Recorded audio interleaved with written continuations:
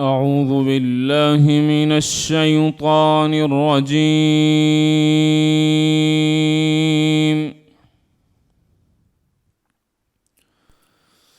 بسم الله الرحمن الرحيم.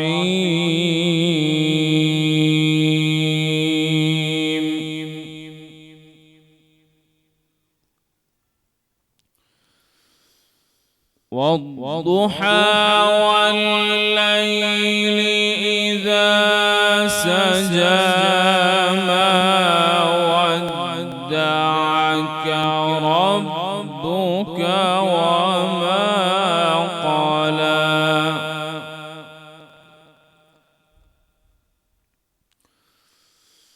وللآخرة خير لك من الأولى ولسوف يعطيك ربك فترضى.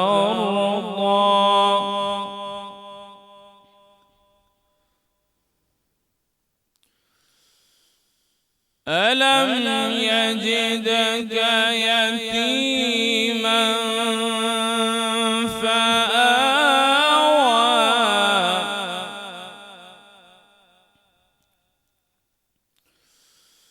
ووجدك ضالا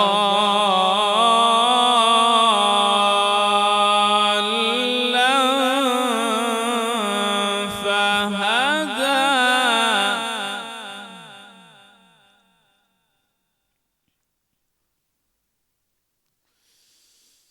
والضحى والليل إذا سجى ما ودعك ربك وما قلى وللآخرة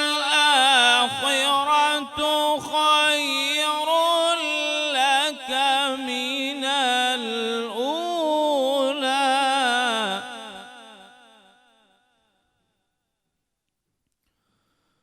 ولسوف يعطيك ربك فترضى.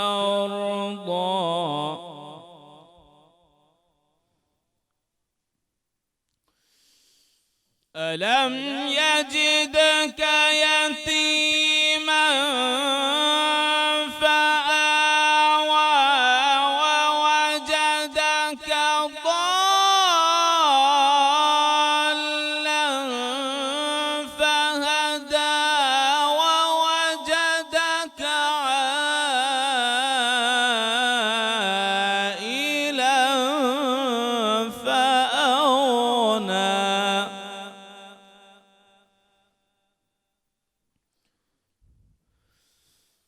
ألم يجدك يتيما فآوى ووجدك ضالا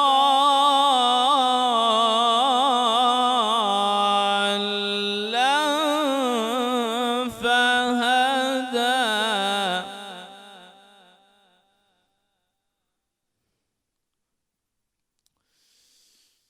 ووجدك ضالا فهدى ووجدك عائلا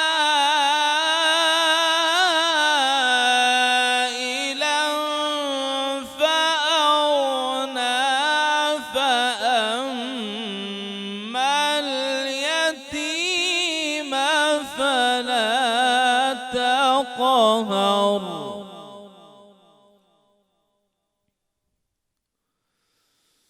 وأما السائل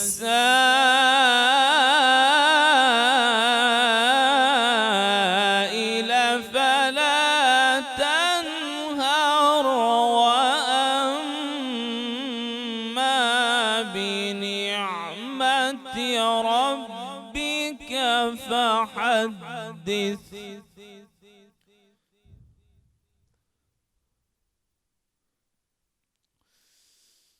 بسم الله الرحمن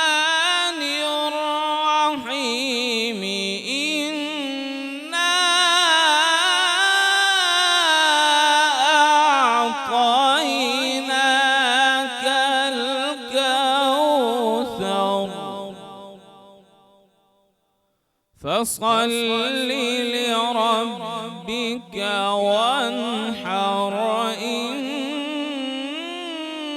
شانئك هو الأبتر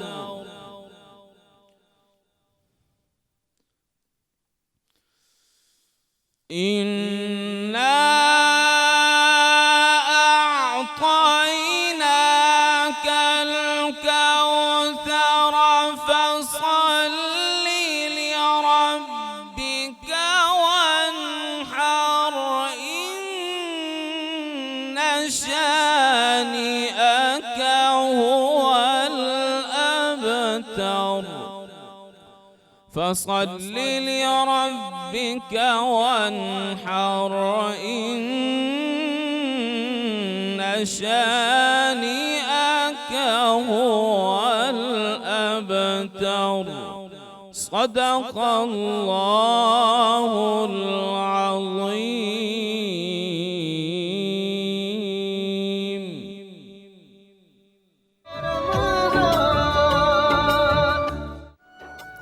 बिस्मिल्लाहिर्रहमानिर्रहीम। अस्सलाम वालेकुम। कैसे हैं आप सब? ठीक ठाक हैं, खुशबाश हैं? रोज़ा कैसा जा रहा है?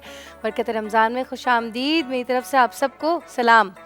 आज का जो मौजू है वो है नुज़ूल कुरान।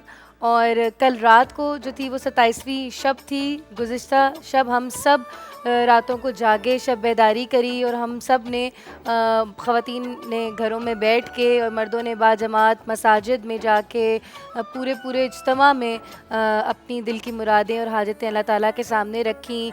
हम देख रहे थे टीवी पे भी मौलाना तारिक जमील साहब ने भी दुआ करी और बहुत सारे लोग उस दुआ में भी शरीक थे। न जाने किसको लैलतुल क़दर मिल गई, किसकी हाजतें अल्लाह ताला ने कबूल कर ली। अभी मज़ीद कल हमारे पास एक आखिरी शब मौजूद है, 29वीं की शब। एक और मौका है तो हमें कल रात को भी इसी तरह इबादत करनी है जिस तरह हम लोगों ने पिछली रात को की है।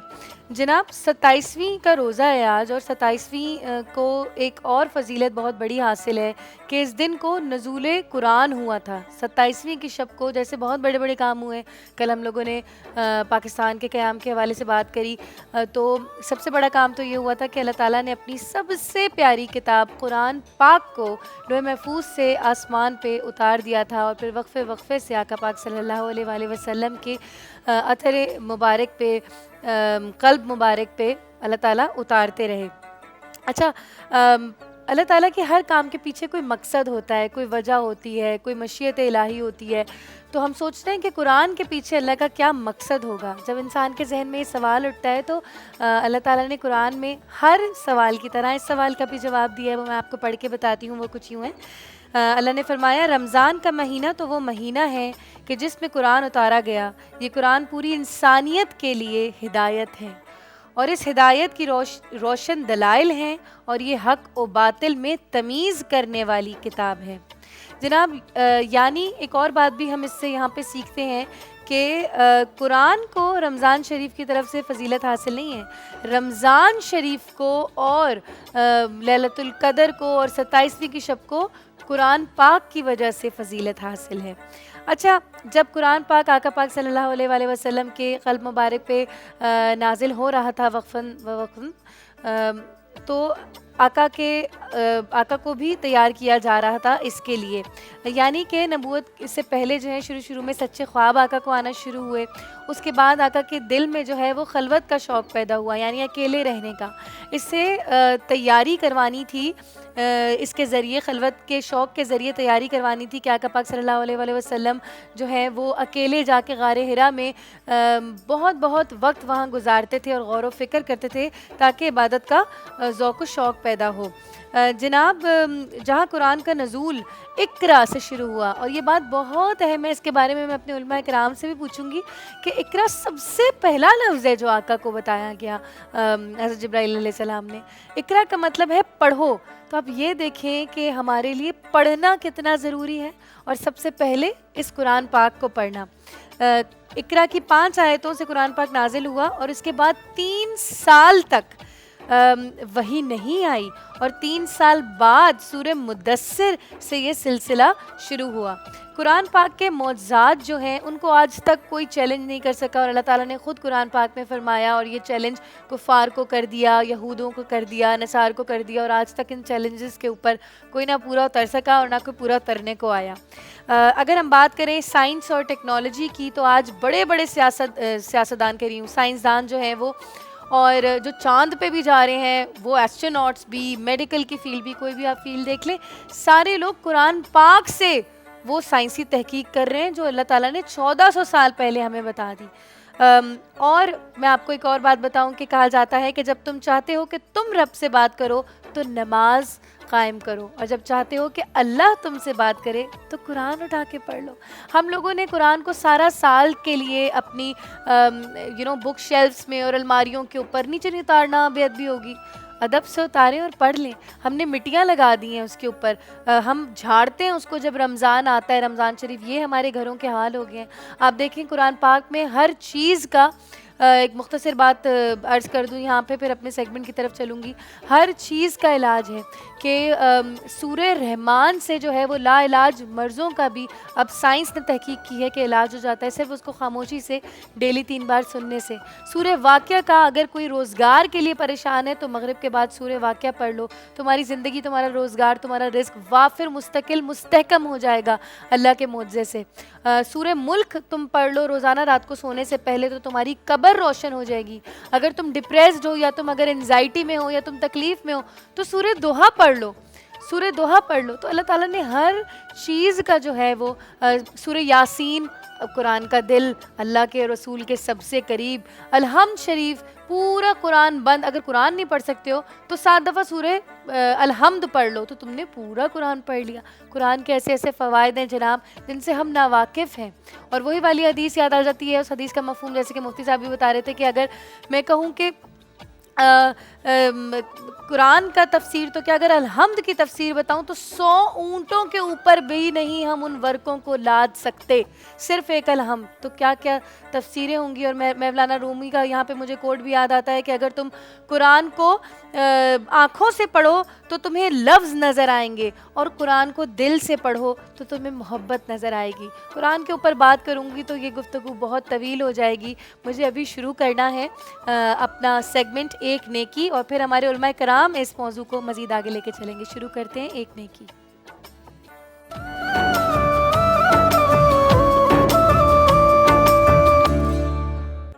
Child Life Foundation is managing 11 children emergency rooms across Sindh, Balochistan and Punjab in government tertiary care hospitals where the sickest and poorest children are treated.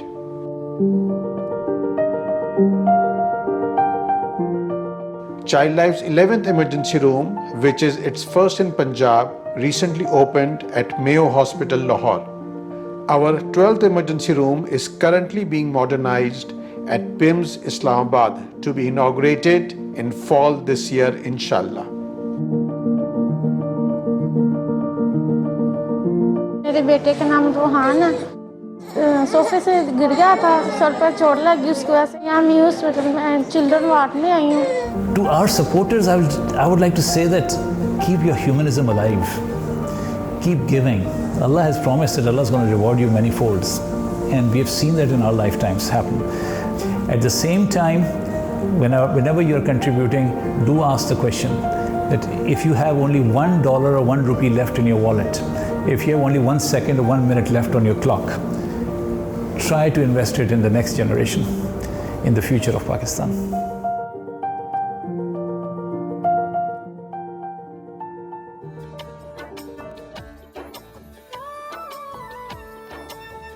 जनाब हामिद रहमान ख़ान साहब हमारे साथ मौजूद हैं चाइल्ड लाइफ फाउंडेशन के हवाले से। इनसे पूछते हैं कि ये फाउंडेशन एक्चुअली करती क्या है और ये फ़लाही अदारा जो है वो कब बनाया गया। अस्सलाम वालेकुम।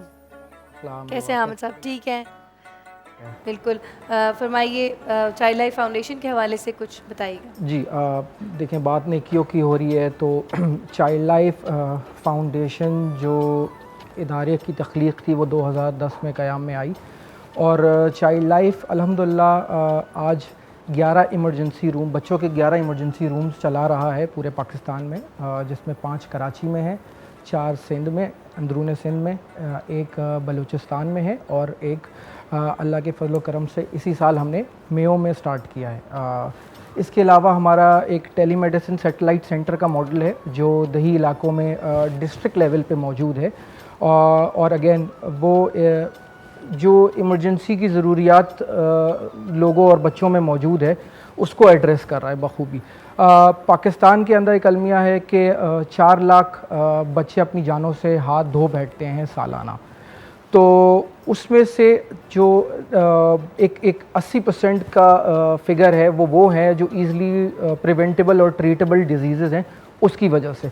एक एस्टिमेट ये है कि अगर आप अपने इमरजेंसी रूम्स को फ़ाल कर दें तो ये जो मोर्टेलिटी का रेशियो ये ख़ुद ब खुद 50% कम हो जाए। तो इसी के तहत जैसे मैंने आपको बताया 2011 में हम सिविल हॉस्पिटल के अंदर इमरजेंसी रूम को अडॉप्ट किया, उसको वर्ल्ड क्लास स्टैंडर्ड्स पे हमने ट्रांसफॉर्म किया, 100 का एडिशनल स्टाफ लेके गए, well trained staff, and then हमारा उसके साथ एडिशनल फुली स्टॉक फार्मेसी होती है, लाइफ सेविंग इक्विपमेंट्स होते हैं, क्लाउड बेस्ड सिस्टम होता है और एक WHO world health organisation recommended triaging system होता है, यानी हर इमरजेंसी सिचुएशन को किस तरह हैंडल करना है 3 कैटेगरीज़ में वो डिवाइडेड होते हैं। तो अल्लाह का करम है, मैं अगर आपसे एक छोटा सा फिगर शेयर करूं, चाइल्ड लाइफ के अडॉप्ट करने से पहले सरकारी अस्पतालों के इमरजेंसी रूम में एक बच्चे के जो बच्चा इमरजेंसी कंडीशन में लाया जाता था 100 में से 15 से 20 बच्चों की बचने की तवक्कुआत होती थी। अल्हम्दुलिल्लाह जैसे मैं आपको बताया वर्ल्ड क्लास स्टैंडर्ड पे जब इमरजेंसी रूम ट्रांसफॉर्म होता है तो ऑटोमेटिकली वो सर्वाइवल रेट आपका 15 या 20% उठ के 85 या 90% पे चला जाता है। तो जहाँ नेकियों की बात करी, बात सिर्फ बच्चों की जाने बचाने तक महदूद नहीं है, वो जो माँ का कर्ब है जिससे वो गुजर के अपने बच्चे को लेकर आती है, प्लस खुदा न खास्ता अगर अपनी जान से हाथ धो बैठे। और अफसोस की बात यह है कि जितनी भी हम अस्पतालों की बात करें वो सारे सरकारी अस्पताल है, जहाँ पे रात को अगर 3 या 4 बजे आप किसी को अपने बच्चे को लेकर आना है तो ऑफकोर्स वो प्राइवेट अस्पताल का रुख नहीं करेगा, वो उस कर्ब में सबसे पहला रुख अपना सरकारी अस्पताल की तरफ करेगा। और अगर उसे कोई सब स्टैंडर्ड फैसिलिटी मिल रही है इमरजेंसी केयर की, जहाँ पे उसके बच्चे का इलाज नहीं हो पा रहा है, ड्रिप है, उसमें मेडिसिन नहीं है, लाइफ सेविंग इक्विपमेंट्स नहीं है, तो ऑफ कोर्स आपको पता है फिर उसका रिज़ल्ट क्या निकलना है, बच्चा अपनी जान से हाथ धो बैठेगा। तो अल्हम्दुलिल्लाह आज चाइल्ड लाइफ जैसे मैंने आपको बताया 11 इमरजेंसी रूम्स में मौजूद है पूरे पाकिस्तान में, स्पेशली सिंध, बलूचिस्तान और पंजाब में, और ये सिलसिला जारी है। पहले 10 साल हमें लगे 11 तक पहुँचने में, अब जैसे हम कहते हैं गवर्नमेंट की सपोर्ट भी है, मुखैर हजरात की डोनेशन, ज़कात, अतियात, लेकिन सबसे बड़ी वो 40 लाख माओं की दुआएं हैं, जिससे हमें लगता है कि आइंदा आने वाला जो 10 साल का सफ़र है हम बहुत तेज़ी से वो पूरा कर सकते हैं इंशाल्लाह। और उसमें सबसे बड़ी वजह ये है कि इस तरह के 11 इमरजेंसी रूम्स जो हमें चलाने हैं वो मज़ीद 30 से ज़ायद टीचिंग हस्पताल पूरे पाकिस्तान में मौजूद हैं, जो कि आपको सूबे खैबर पख्तूनख्वा में मिलेंगे, इस्लामाबाद में भी मिलेंगे। वहाँ पे हमें इमरजेंसी रूम्स को अडॉप्ट करके ट्रांसफॉर्म करना है। इसी तरह टेलीमेडिसिन का मॉडल जो आज हमारा 56 हस्पतालों में मौजूद है, उसको हमें 400 से ज़ायद टेलीमेडिसिन सैटेलाइट सेंटर्स को इस्टेब्लिश करना है सेकेंडरी केयर और प्राइमरी केयर अस्पतालों में। बिल्कुल, छोटी सी ब्रेक पे जाते हैं, वापस आएंगे बरकत रमज़ान।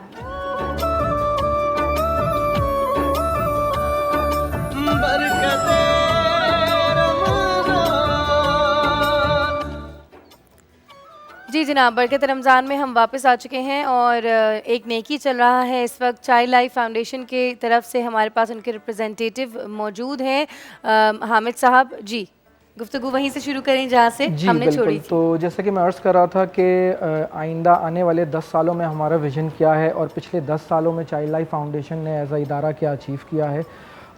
चाइल्ड लाइफ अल्हम्दुलिल्लाह आज के वक्त में 60 से ज़ायद अस्पतालों में मौजूद है, जिसमें डिस्ट्रिक्ट अस्पताल मौजूद हैं। अगर हम बात करें तो हमने सिंध और बलूचिस्तान के तकरीबन सारे डिस्ट्रिक्ट कवर कर दिए हैं, जिसमें 33 बलूचिस्तान और 30 सिंध के डिस्ट्रिक्ट मौजूद हैं। अब इस सिलसिले को हमें आगे बढ़ा के तहसील लेवल पे लेकर जाना है। इसी तरह जो बाकी जैसे मैंने आपको बोला पूरे पाकिस्तान के अंदर 400 से ज़ायद इस तरह के अस्पताल मौजूद हैं जहाँ पे टेलीमेडिसिन सैटेलाइट सेंटर को हम इस्टेब्लिश कर सकते हैं। टेलीमेडिसिन की अगर मैं थोड़ा सा आपको बैकग्राउंड दूं, यूजली टेलीमेडिसिन को physician to patient consultation consider किया जाता है, पर चाइल्ड लाइफ का model is a very unique model in terms कि वो जो दही इलाके में बैठा हुआ सैटेलाइट सेंटर में डॉक्टर हैं, चाइल्ड लाइफ का सीनियर कंसल्टेंट जो बैठे हुए हैं सिविल हॉस्पिटल के टेलीमेडिसिन कंट्रोल रूम में, वो उसको डायरेक्टली कंसल्ट करते हैं और दिन में जाने डायरेक्टली विथ नॉलेज शेयरिंग और चीज़ें डिस्कस करके बचाते हैं। तो इस तरह उसका डायरेक्ट इम्पैक्ट तो है ही बच्चों की जानों पे जिसको इमरजेंसी केयर रिक्वायर्ड है या जिसको मज़ीद तिब्बी इमरजेंसी केयर की मज़ीद केयर की ज़रूरत है, उसको हम आगे रेफ़र कर देते हैं जो नियरेस्ट इमरजेंसी रूम है। उसके अलावा जो वहाँ पे दही इलाकों में डॉक्टर बैठे हुए हैं उनके ऊपर उसका बहुत ही अच्छा असर पड़ता है इन टर्म्स ऑफ जब सीनियर डॉक्टर से वो कंसल्टेशंस लेते हैं, वो उनको बीमारी के ऊपर मुख्तलिफ़ चीज़ों से आगाही देते हैं। तो इसमें ये होता है कि जो दिन में बच्चे उसके पास आ रहे हैं सिर्फ ना ही उनको उससे इस्तेफ़ादा होता है, उसके अलावा पूरे साल में जो उसके पास बच्चे आते हैं वो भी उससे मुस्तफ़ीद होते हैं। तो इसलिए टेलीमेडिसिन हमें लगता है कि चाइल्ड लाइफ ने जो बेड़ा उठाया है उसकी कामयाबी में बहुत बड़ा किरदार अदा करेगा। लेकिन अगेन मैं जैसे कहूँगा आप लोगों की सपोर्ट ना सिर्फ रमज़ान में बल्कि पूरे साल हमें इसकी ज़रूरत होगी। अगर हमने बेड़ा उठाया था पहले एक अस्पताल का, तो आज हम 60 से ज़ायद अस्पतालों में मौजूद हैं और कल हमें अगले 10 सालों में 500 से ज़ायद अस्पतालों में जाना है। और जाने से ये होगा कि हम पूरे पाकिस्तान को एक चाइल्ड सेफ पाकिस्तान का दर्जा दे सकते हैं। चाइल्ड सेफ जहाँ पे वर्ल्ड क्लास इमरजेंसी केयर किसी भी बच्चे की पहुँच से दूर नहीं है, चाहे वो किसी भी तबके से ताल्लुक़ रखता हो। सही। ये बताइए कि जितने बच्चे आपने अभी अपने एक्सपीरियंस में देखे हैं चाइल्ड लाइफ फाउंडेशन की तरफ से जिनकी जानें बची हैं, माँओं के हवाले से तो आपने बताया कि ज़ाहिर है मैं ख़ुद भी माँ हूँ एक, और हर माँ जो है एक कर्ब से गुज़रती है, तो माँओं की दुआएं आप लोगों के साथ तो शामिल ही हैं। आवाम से भी हम अपील करेंगे कि वो आप लोगों के साथ खड़े हों और इस कार्य खैर में शामिल हों। ये बताइए कि बच्चे किन इश्यूज़ के साथ आते हैं, मेजरली क्या प्रॉब्लम्स होते हैं? जी अच्छा, इससे पहले मैं शुरू करूं, मैं अगेन आपसे बोलूँगा कि बड़े अफसोस की बात है कि 4 लाख बच्चों की अमवात पाकिस्तान में सबसे बड़ा मसला है। जब हम अमवात की बात करते हैं दुनिया भर में बच्चों की अमवात सबसे बड़ा मसला नहीं होती है, लेकिन पाकिस्तान के अंदर child mortality is the biggest issue. उससे भी जो तकलीफ़देह बात यह है कि उन 4 लाख में से 80% वो अमराज़ हैं जो कि आसानी से ट्रीटेबल हैं या प्रिवेंटेबल हैं। जैसे मैं अगर आपसे बात करूं, हम सब ने डायरिया और नमूनिया के बारे में सुना हुआ है, लेकिन हम शायद नहीं जानते कि आज भी पाकिस्तान में बच्चे अपनी जानों से हाथ धो रहे हैं। बर वक्त वैक्सीन मौजूद नहीं होता उनके पास, या बर वक्त इमरजेंसी केयर की फैसिलिटी मौजूद नहीं होती। वो एक इंजेक्शन जो मार्केट में आपको 180 रुपये का आराम से मिल सकता है, वो उन गरीब माँ बाप की पहुंच से बहुत दूर होता है। इसलिए वो लोग सरकारी अस्पतालों का करते हैं। जब वो वहाँ जाते हैं तो उनके पास इमरजेंसी रूम की वो वर्ल्ड क्लास फैसिलिटीज़ नहीं होती हैं। अल्हम्दुलिल्लाह चाइल्ड लाइफ की इमरजेंसी में आपको फुली स्टॉक फार्मेसी मिलेगी, जहाँ पे आपको दवाइयों के लिए बाहर बिल्कुल जाना नहीं पड़ता। ज़बरदस्त ज़बरदस्त। अच्छा, आवाम से मैं चाहती हूँ ख़ुद से अपील करें, उनको ख़ुद से बताएं कि अगर वो डोनेट करते हैं अपनी ज़कात सदकात भी यहाँ पे डेफिनेटली होती हैं यूटिलाइज़, और वो किस तरीके से स्ट्रैटेजाइज़ करके यूज़ किया जाता है, ये सारी चीज़ें एक्सप्लेन कर दीजिए। जी बिल्कुल। अच्छा, आप ऑफ कोर्स जो भी ज़कात सदकात दे रहा है उसके जहन में बहुत से सवाल अक्सर उठते हैं, क्या मेरी ज़कात या मेरी डोनेशन सही जगह पे यूटिलाइज़ हो रही है? तो उसके लिए बड़ा आसान सा मेरे पास जवाब है। चाइल्ड लाइफ फाउंडेशन एक PCP सर्टिफाइड ऑर्गेनाइजेशन है। इसके अलावा we are the only part of the सरकारी अस्पताल बेसिकली जो कि ISO सर्टिफाइड है। उसके अलावा मैं ये कहूँगा 100% of your donation will go towards the treatment of a child. ये बहुत बड़ी स्टेटमेंट है कि 100% of your donation will go towards the treatment of a child. इसलिए मैं अगेन आपसे रिक्वेस्ट करूँगा कि दिल खोल के, सिर्फ रमज़ान में नहीं, बेशक रमज़ान में आपको पता ही नहीं क्योंकि सवाब दर्जात बढ़ जाते हैं, लेकिन पूरा साल मदद करें। जिस तरह मैंने आपको हमारे अगले 10 साल के प्लान के बारे में बताया है, तो वो आप लोगों की मदद इन टर्म्स ऑफ सदकात, इन टर्म्स ऑफ ज़कात मुमकिन नहीं है। आप छोटी सी भी नेकी कर सकते हैं। आप हमें मेडिसिन के फॉर्म में, आप हमें लाइफ सेविंग इक्विपमेंट के फॉर्म में, आप हमें नेबुलाइजिंग मास्क के फॉर्म में, जिस तरीके से भी हो सके आगे बढ़ के मदद करें ताकि हम इस सिलसिले को आगे लेके जा सकें। जैसे मैंने आपको बताया 4 लाख बच्चों की अमवात एक छोटी बात किसी तरह ही नहीं बड़ा है। नंबर है। एग्जैक्टली। और ये इसी तरह मुमकिन है कि हम एक शहर को तो चाइल्ड सेफ बना देंगे, एक डिस्ट्रिक्ट को तो बना देंगे, लेकिन हर सूबे को और इवेंचुअली पूरे पाकिस्तान को जब तक हम चाइल्ड सेफ नहीं बनाएंगे ये नंबर अपनी जगह पे खड़ा रहेगा। अच्छा, अभी आपने बताया कि अगर हम हेल्प करने के लिए आपके साथ खड़े होते हैं तो डोनेशंस तो हमारी 100% बच्चों के पास जाएंगी।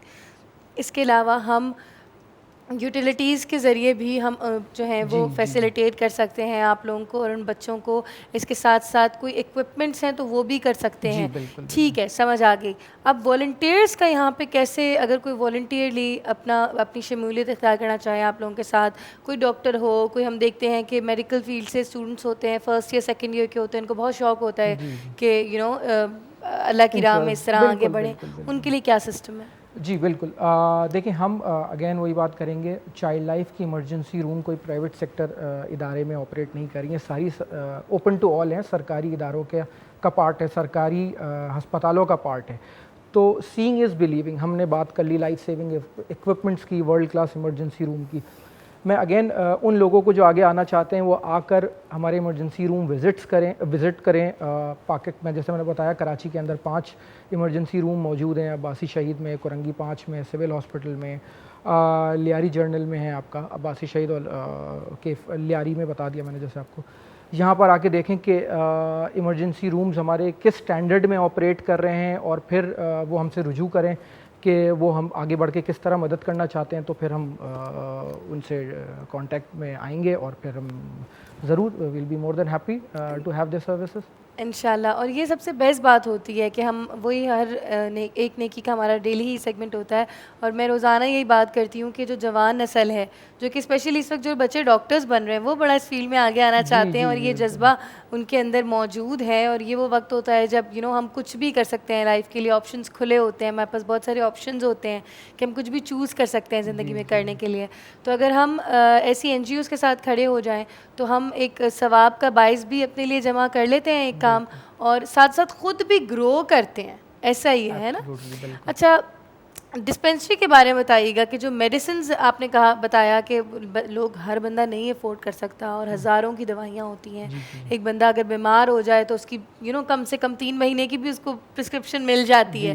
बिलफर्ज खून बनाने की आप सोच लें, वो गरीब माँ बाप कहाँ से लाएंगे, है ना? तो उस के बारे में बताइएगा कि 100% फ्री मेडिसिन है या उस पर कोई कॉस्ट लगती है कि चले हम वर्थ या वैल्यू अपने उसको बताएं कि जो खरीद रहा है। अच्छा, चाइल्ड लाइफ की जो इमरजेंसी रूम है उसकी सबसे बड़ी खुसूसियत ये है कि आप वहाँ जाएंगे तो आपको कोई कैश काउंटर अवेलेबल नहीं है, यानी कि किसी पेशेंट को अपनी जेब में हाथ डाल के कोई नोट निकालने की ये होना चाहिए हर NGO में। हिसाब किताब का कोई सिस्टम ही नहीं। जब अल्लाह के लिए काम कर लिया तो हिसाब किताब कैसा? बिल्कुल ऐसे ही है, बिल्कुल वो हिसाब का फिर आपको पता है राब्ता वो एक के बदले 10 बनती हैं। कोई इमरजेंसी का कॉन्सेप्ट बेसिकली यही होता है कि एक मरीज़ जब इमरजेंसी रूम में आता है तो emergencies are there for a stay of maximum 4 to 6 hour, यानी 4 से 6 घंटे के वक्फे के अंदर ही एक फिजिशियन या एक डॉक्टर के पास विंडो होती है एक मरीज़ की जान बचाने के लिए। और वही अपॉर्चुनिटी होती है। तो चाइल्ड लाइफ के अंदर जो बच्चे मौजूद हैं, न्यू नेट्स या पीड्स, वो जब तक इमरजेंसी रूम के अंदर रहते हैं उनको जो भी दवाई या अद्वियात दरकार होती हैं वो चाइल्ड लाइफ की फुली स्टॉक्ड फार्मेसी से अवेलेबल होती हैं। एंड हमारे पास ना कि डिस्पेंसर्स बैठे हुए हैं बल्कि फार्मासिस्ट बैठे हुए हैं, फुली क्वालिफाइड फार्मासिस्ट, और वही दवाइयाँ प्रॉपर्ली डिस्पेंस करके देते हैं according to our set protocols. Again तो उसके लिए किसी भी पेशेंट को 1 रुपया भी, जैसे मैंने आपको बोला, निकाल के देने की ज़रूरत नहीं है जब तक उसका स्टे इमरजेंसी रूम के अंदर मौजूद है। सही ज़बरदस्त। अच्छा, एक और चीज़ मैं आपके इंट्रो में जो मेरे पास आया लिखा हुआ, मैं पढ़ रही थी आप लोगों के बारे में, मैंने ये भी पढ़ा कि वहाँ पे जो है वो कंसल्टेशन भी अवेलेबल है। तो ऐसा नहीं है कि आप बिल्कुल जैसे हम लोग थोड़ा मैं कंफ्यूज हुई थी शुरू में कि शायद बिल्कुल क्रिटिकल कंडीशन में ही बच्चा वहाँ जाता है, कि ज़ाहिर इमरजेंसी में तो क्रिटिकल कंडीशन में ही जाता है।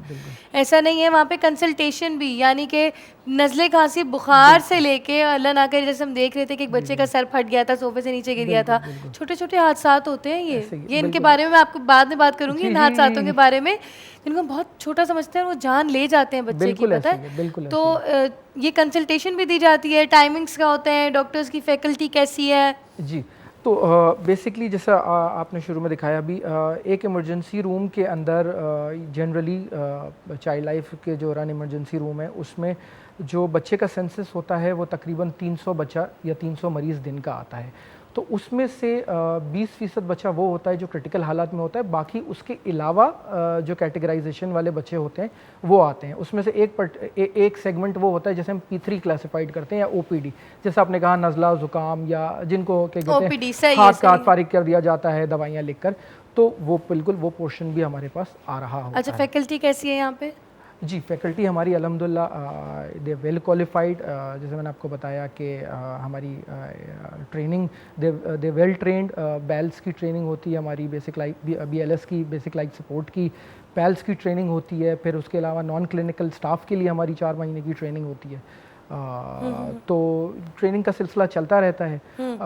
इस again of course child life की 5 मेजर वैल्यूज़ हैं, जिसमें से 3 जो मैं आपको बताऊंगा वो अगर वो हमारे ग्राउंड स्टाफ में मौजूद ना हो तो शायद बच्चों को बचाने का, जिसमें है इल्म, इश्क और अमल। ओए होए, ये जो इश्क है ना बीच में, जी, जब तक आप वो इमरजेंसी रूम के अंदर पैर ना रखेंगे, वो इश्क का हर दिन वो इश्क का कॉन्सेप्ट लेकर, हर दिन क्योंकि आपको पता नहीं कि वो माँ बाप किस कर्ब से गुजर के आ रहे हैं और उस अटेंडेंट से या उस पेशेंट से किस तरह का बर्ताव है, तो वो बहुत इंपॉर्टेंट। इसके साथ साथ आपको अपने काम में माहिर होना भी ज़रूरी है, इल्म भी आना चाहिए, और कंप्लाइंस, प्रोटोकॉल्स की कंप्लाइंस इमरजेंसी केयर में, क्योंकि वो जान बचाने का मामला है, उसमें कोई नेग्लिजेंस की गुंजाइश होती नहीं है। बिल्कुल।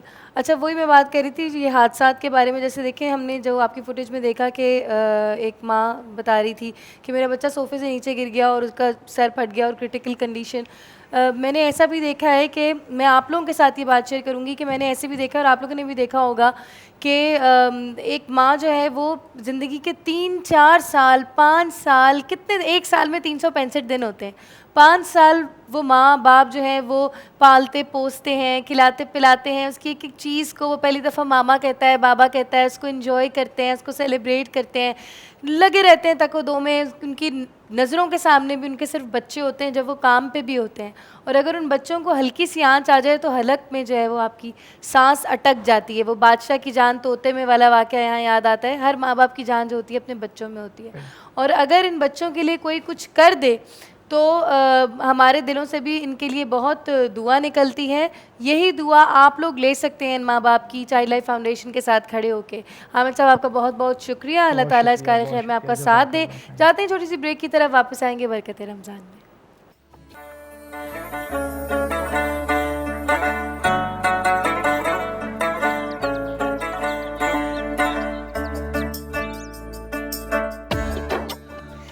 बिस्मिल्लाहिर्रहमानिर्रहीम। अस्सलाम वालेकुम उन लोगों को जिन्होंने अभी ज्वाइन किया है बरकत रमज़ान में। आज बात हो रही है नुज़ूले कुरान के हवाले से। 27वीं का रोज़ा है जनाब, और 27वीं के रोज़े में जो है वो बेहतरीन काम ये हुआ था दुनिया कायनात का कि कुरान करीम नाजिल हुआ था रसूल अकरम सल्लल्लाहु अलैहि वसल्लम पे। उसके बाद तो दुनिया में बहुत सारे काम होते रहे बाबरकत दिन और रात में, जैसे कि हमें पाकिस्तान हुआ जिसके बारे में हमने कल बात की थी। तो आज हम नज़ूल कुरान पे बात करेंगे। अच्छा जनाब, सलमान आलम साहब जो हैं वो तस्बीहां पढ़ते हुए सेट पे तशरीफ़ ला चुके हैं। अस्सलाम वालेकुम, कैसे हैं? ठीक हैं?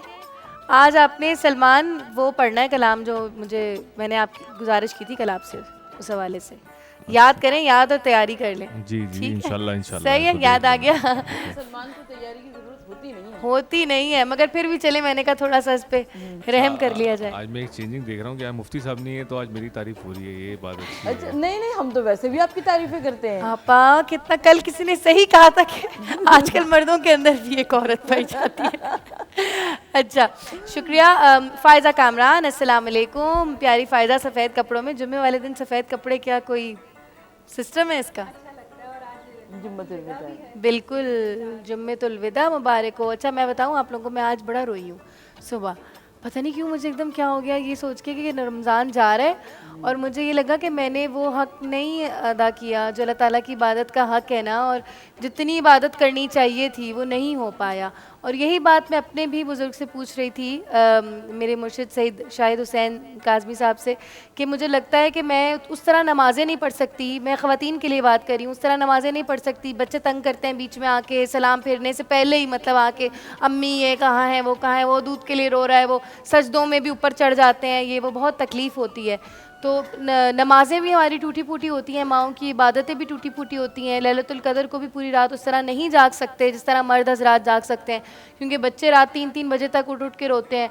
तो मुझे डॉक्टर साहब ने मुझे फरमाया कि हमारी जो माएँ होती हैं, अल्लाह ताला उनकी टूटी फूटी नमाज़ें और टूटी फूटी इबादत भी जो है वो सबसे प्यारी नमाज़ों में शामिल करते हैं और उसको कबूल फरमाते हैं। क्योंकि जब अल्लाह ताला ने आपा इंसान को ज़मीन में भेजा है, मैंने वही उनसे बात की, अर्ज़ किया कि दुनिया के मामलात इतने साथ लगे हुए हैं कि मैं अल्लाह की इबादत नहीं कर पा रही हूँ पूरी ना, और रमज़ान शरीफ मुझे ऐसा फ़ील हुआ कि मैंने गवा दिया। तो उन्होंने फरमाया जी, उन्होंने यही फरमाया कि कुछ लोग ऐसे भी दुनिया में होते हैं जो कि सिर्फ सजदा रेज़ होते हैं कदर की रातों में, और हम लोगों को अल्लाह ताला ने उन लोगों में चुना है जो डेली रोज़ाना के मामूलात में इबादतों को और ज़िक्र अस्कार को, वज़ाइफ को जारी रखते हैं, कुरान पाक को जारी रखते हैं। तो हमारे ऊपर तो करम है अल्लाह ताला का, है ना। और जो मोमिन माएँ होती हैं उनकी इस तरीके की इबादत को भी, टूटी फूटी इबादत को भी अल्लाह ताला अफजल तरीन रखता है। तो हिम्मत नहीं हारनी चाहिए, वो गफूरुर रहीम है। अल्लाह ताला तमाम इबादत को हमारी कबूल फरमाए। जनाब हमारी प्यारी सरवत अस्करी आपा, अस्सलाम वालेकुम। डॉक्टर सरवत अस्करी बोलूँगी मैं, भाई PhD करा है, ज़िंदगी के इतने साल लगाए हैं वो। मैं कल अपने हस्बैंड से वही बात करी थी, मैंने कहा सुहेल हम सारी ज़िंदगी कहते थे क्यों तुमने PhD की हुई है इस मामले में। तो मैंने कहा मैं बैठती PhD के साथ हूँ तो मैं उनसे ढेर सारी बातें पूछती हूँ। अच्छा अब मैं यहाँ पर अगर आप इजाज़त दें तो बिल्कुल जोक सुना दूँ। अब आप वो हुआ ये कि मुझे अपना पासपोर्ट बनवाना था, तो मैं पासपोर्ट बनवाने के लिए जब गई तो उन्होंने कहा कि न्यू पासपोर्ट जब बनवा रहे हैं तो आपको कोई अगर इसमें चेंजिंग करवानी हो तो करवा लें। अच्छा उस ड्यूरेशन में मेरा PhD का रिज़ल्ट आ चुका था, तो मैंने कहा जी मुझे क्वालिफ़िकेशन चेंज करवानी है। तो उन्होंने बड़े एक अंदाज़े बेनियाजी से कहा हाँ। अरे कौन सा PhD कर लिया होगा। PhD की और इतना गुस्सा आता होगा ना उस वक्त कि मैंने इतनी मेहनतें लगा के रातों जाग के मैंने, आपा ने मुझे बताया जो उन्होंने किताब लिखी है आका पाक सल्लल्लाहु अलैहि वसल्लम की सीरत पे, वो आपने बताया कि पूरी रात जाग के और जिस तरीके से आपने वो मुकम्मल करी, तो इतनी अच्छा मेहनत। वो जब मुकम्मल करने की बात तो दुआ अपने मकाम पर एक है, लेकिन अगर मैं आपको बताऊं कि उसके बाद के क्या मराहिल तो शायद आपको रोना आ जाएगा। बताइए। हुआ ये कि ना ये सितंबर में मेरा PhD का रिज़ल्ट आया, मैंने अल्हम्दुलिल्लाह मुझे लेटर मिला और 23 दिसंबर को मेरे हस्बैंड का इंतकाल हो गया। अच्छा उसके बाद बीच में मेरे हाथ की सर्जरी भी हुई, जिस वक्त इंतकाल हुआ उससे 15 दिन पहले। तो अब मैं इद्दत में बैठ गई। अब उसके बाद ये हुआ कि मैंने उस वक्त तो टाइम पर थीसिस जमा कराना था ना, तो मैंने उसमें प्रूफ रीडिंग का बहुत ज़्यादा काम था। सही फिर भी तो मैंने उस 4 महीने 10 दिन को मैंने ऐसे इस्तेमाल किया कि मैं अपना थीसिस जो था वो अपने बेड पे रखती थी, मैं उठा नहीं सकती थी क्योंकि मेरे राइट हैंड में 2 प्लेट्स पड़ी हुई थी, और मैं बैठकर पूरी रात, क्योंकि नींद आती नहीं थी, और मैं सिर्फ कलर्ड मैंने मार्कर लिए हुए थे और टेप लिया हुआ था और मैं प्रूफ रीडिंग करती जाती थी। तो 4 महीना 10 दिन बहुत सख्त था वो मेरी ज़िंदगी का, क्योंकि मेरी वालदा का भी इंतकाल हुआ था और मैंने उसमें इस किताब की पूरी प्रूफ रीडिंग की है। अच्छा आप एक रूहानी मामला देख रही हैं कि आपके हस्बैंड का भी इंतकाल हुआ और आपकी वालदा का भी इंतकाल हुआ, तो 2 सबसे करीबी जो सरिये थे ज़िंदगी के वो तो तमाम हुए। अब क्या कर्ब का आलम होगा। आका ने कैसी आपकी मदद करी कि आका ने आपको अपनी सीरत में, अपनी बातों में, अपनी गुफ्तगू में, अपनी जो है ना चाह में लगा दिया। आपने वो 4 महीने बैठ के आका को पढ़ा, तो यही तो साथ था। बेशक यही तो करम था, क्योंकि आप अहले बैत का जिक्र करती हैं, उनके बारे में लोगों को बताती हैं, लोगों में इल्म फैलाती हैं वो सारा, तो आका ने कैसे आपको छोड़ना था। यही तो दुनिया के इन मामलों में, दुखों में, तकलीफ़ों में ऐसे ही खड़े होते हैं आका और अहले बैत हमारे साथ। देखने वाली आँख होनी चाहिए। आपा आज बात हो रही है नज़ूल कुरान के हवाले से, ज़रा हमारे लिए इरशाद फरमाएं, ज़रा हमारे इल्म में मज़ीद इजाफ़ा फरमाएं। बिस्मिल्लाहिर्रहमानिर्रहीम, अस्सलाम वालेकुम। सबसे पहले मैं आपको, आपकी पूरी टीम को, तमाम आलम इस्लाम को माह रमज़ान मुबारक के साथ साथ जुम्मतुल विदा की मुबारकबाद पेश करना चाहती हूँ। और ये देखते ही देखते जैसे रेत में मुट्ठी में से रेत फिसलती है, बिल्कुल वैसे ही माह रमज़ान मुबारक के शब व रोज़ हमारे सामने से गुजर गए और अब देखते ही देखते बस ये ख़त्मुल क़रीब है। और इस दुआ के साथ कि परवरदिगार आलम हमको एक रमज़ान मुबारक और नसीब हो, कम अज़ कम एक और हो, और हम इस साल जो कुछ नहीं कर सके हैं वो अगले साल ज़रूर करेंगे इंशाअल्लाह ताला, और हम लोगों को सबको फिर मिल बैठने का मौका मिले। और ये माह रमज़ान मुबारक हमारे लिए ज़िक्र और फ़िक्र के लिए बहुत सारे दरीचों को वाह करता हुआ आया। और नुज़ूल कुरान की जब बात होती है तो सबसे पहली बात तो ये कि कुरान मजीद हम सब के लिए बाइस हिदायत है।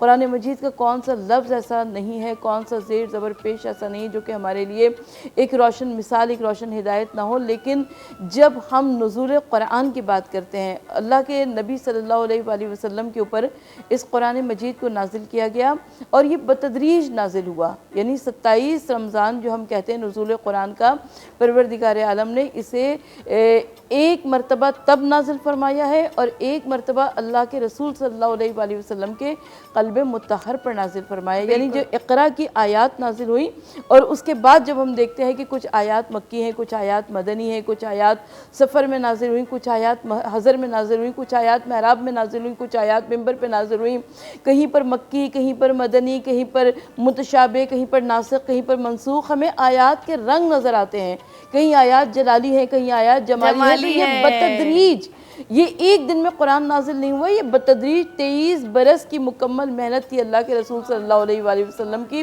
और आक़ाए दो जहां सल्लल्लाहु अलैहि वसल्लम पर जब ये कुरान मजीद का नुज़ूल हुआ तो इस कुरान मजीद का ख़ुद ये इरशाद है कि अगर हम इसे पहाड़ों पर नाजिल करते तो पहाड़ रेज़ा रेज़ा हो जाते। हुज़ूर नबी करीम सल्लल्लाहु अलैहि वसल्लम के क़ल्ब मुत्तहर पर इस कुरान मजीद का नुज़ूल हुआ। अब ये कुरान मजीद हम सब के सामने, ये मेरे सामने भी कुरान मजीद मौजूद है, लेकिन ये एक प्रिंट है, ये उसका अक्स है, ये उसकी शबी है। वो असल कुरान मजीद था जो कि हुज़ूर नबी करीम सल्लल्लाहु अलैहि वसल्लम के क़ल्ब मुत्तहर पर नाज़िल हुआ। बहुत बड़ी बात। और आका सल्लल्लाहु अलैहि वसल्लम के क़ल्ब मुत्तहर पर जब कुरान मजीद का नुज़ूल हुआ तो हुज़ूर नबी करीम सल्लल्लाहु अलैहि वसल्लम बशरी और नूरी दोनों तरह से इस इम्तिज़ाज के साथ दुनिया में तशरीफ़ लाए थे। यानी एक जानिब हुज़ूर नबी करीम सल्लल्लाहु अलैहि वसल्लम के सर पर बादल साया फिगन रहता था, आपके साथ साथ फरिश्ते चला करते थे। हुज़ूर नबी करीम सल्लल्लाहु अलैहि वसल्लम का चेहरा चाँद के मानिंद दमकता रहता था। आका सल्लल्लाहु अलैहि वसल्लम की जो मोजज़ात हैं कि अगर आपने भागते हुए जानवर को बुलाया तो उससे को बुलाकर भी रिसालत की गवाही दिलवा ली। हुज़ूर नबी करीम सल्लल्लाहु अलैहि वसल्लम ने दूर दरख्त को इशारा किया, वो दरख्त अपने मकाम से बुलंद हुआ, आका सल्लल्लाहु अलैहि वसल्लम के सामने आया और ज़बान फ़साहत में उसने कलाम किया और रिसालत मुस्तफ़ा सल्लल्लाहु अलैहि वसल्लम की गवाही दी। लेकिन दूसरी जानिब जो हम बशरी सूरत को देखते हैं तो सरकार के सर पे कूड़ा भी फेंका गया, आका सल्लल्लाहु अलैहि वसल्लम को पत्थर भी मारे गए, सरकार के रास्ते में कांटे भी बिछाए गए। तो हुज़ूर नबी करीम सल्लल्लाहु अलैहि वसल्लम जब दुनिया में तशरीफ़ लाए तो सरकार दो आलम सल्लल्लाहु अलैहि वसल्लम हिदायत के वास्ते तशरीफ़ लाए। और आप आका सल्लल्लाहु अलैहि वसल्लम की ज़िंदगी का एक लम्हा भी हिदायत से हमें खाली नहीं नज़र आता। अब जब हम कुरान मजीद की बात करते हैं तो हुज़ूर नबी करीम सल्लल्लाहु अलैहि वसल्लम ने इस कुरान मजीद की तिलावत फरमाई और आप सल्लल्लाहु अलैहि वसल्लम ने इस कुरान की तिलावत फरमाई तो इस सरकार दो आलम सल्लल्लाहु अलैहि वसल्लम की ज़बान में कुछ ऐसा असर हमें नज़र आता है, इन कुरान की आयात में ऐसा नज़र आता है कि लोग खिंचे हुए चले आते थे, लोग खिंचे हुए चले आते थे। और जब कुफ़ार और मुशरिकीन इस कुरान मजीद की तिलावत को सुना करते थे तो उनके दिलों पर यकीनन असर हुआ करता था, तभी लोग तेज़ी से दायरे इस्लाम में दाखिल हुए, हल्का बगोश इस्लाम हुए। तो हुजूर नबी करीम सल्लल्लाहु अलैहि वसल्लम को परवरदिगार आलम ने ये एक ऐसा तोहफ़ा इनायत फरमाया कुरान मजीद का कि जो क़यामत तक दुनिया में रहेगा। 4 आसमानी सहीफ़ों में सबसे आखिरी सहीफ़ा कुरान मजीद है। जिस तरीके से हुजूर नबी करीम सल्लल्लाहु अलैहि वसल्लम ख़ुद ख़ातिमुन नबीन व मुरसलीन है, आपके बाद कोई नबी नहीं आया, बिल्कुल वैसे ही कुरान के बाद कोई किताब नहीं आएगी। बहुत शुक्रिया सरवत आपा। छोटी सी ब्रेक पे जाते हैं, वापस आएंगे बरकते रमज़ान में।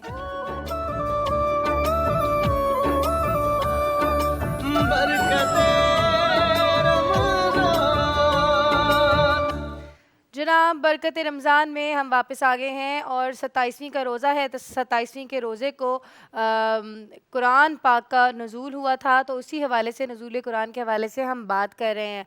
अच्छा, कुरान पाक की मुझे एक बेस्ट बात ये लगती है, हर बात ही बेस्ट है, मगर मुझे ये लगती है कि इसमें अल्लाह ताला ने क्योंकि ख़ुद वादा लिया है आपा इसकी हिफाजत का, तो ये आप यकीन करें 1400 साल अगर इंसानी अकल सोचे, 1400 साल एक हर्फ इधर से उधर नहीं हुआ।